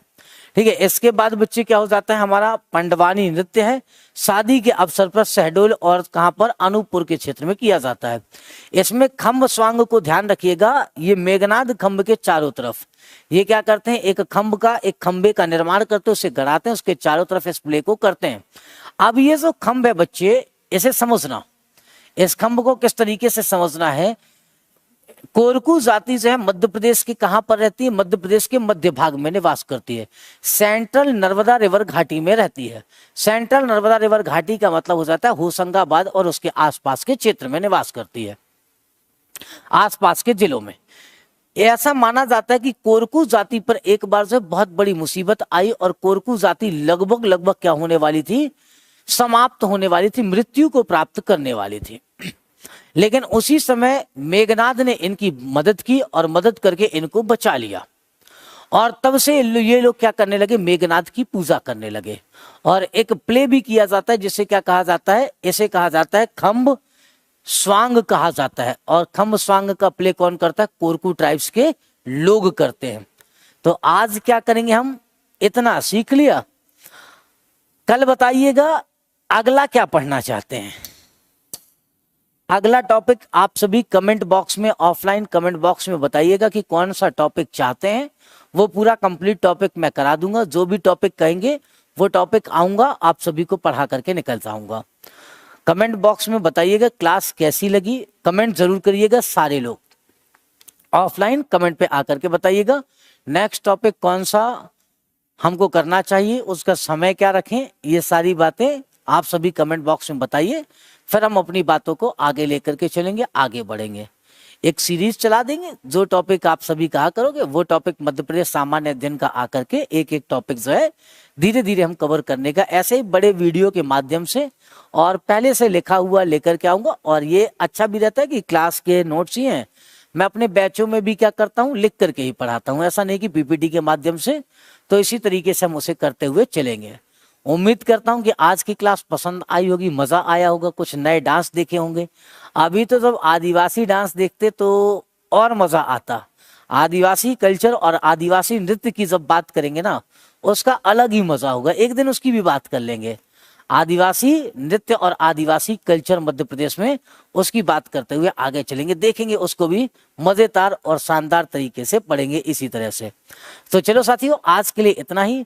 शुभ रात्रि, सब्बा खैर, अपना और अपनों का ख्याल रखिएगा। साथ में कैरियरवेल ऐप को डाउनलोड कीजिए और वहां पर मेरे साथ जुड़िए, मुझे फॉलो कीजिए मध्य प्रदेश सामान्य अध्ययन बैच के साथ, एमपीएसआई और पटवारी के बैच के साथ। तो धन्यवाद आप सभी का, बाय बाय, टेक केयर, अपना और अपनों का ख्याल रखिएगा। शुभ रात्रि।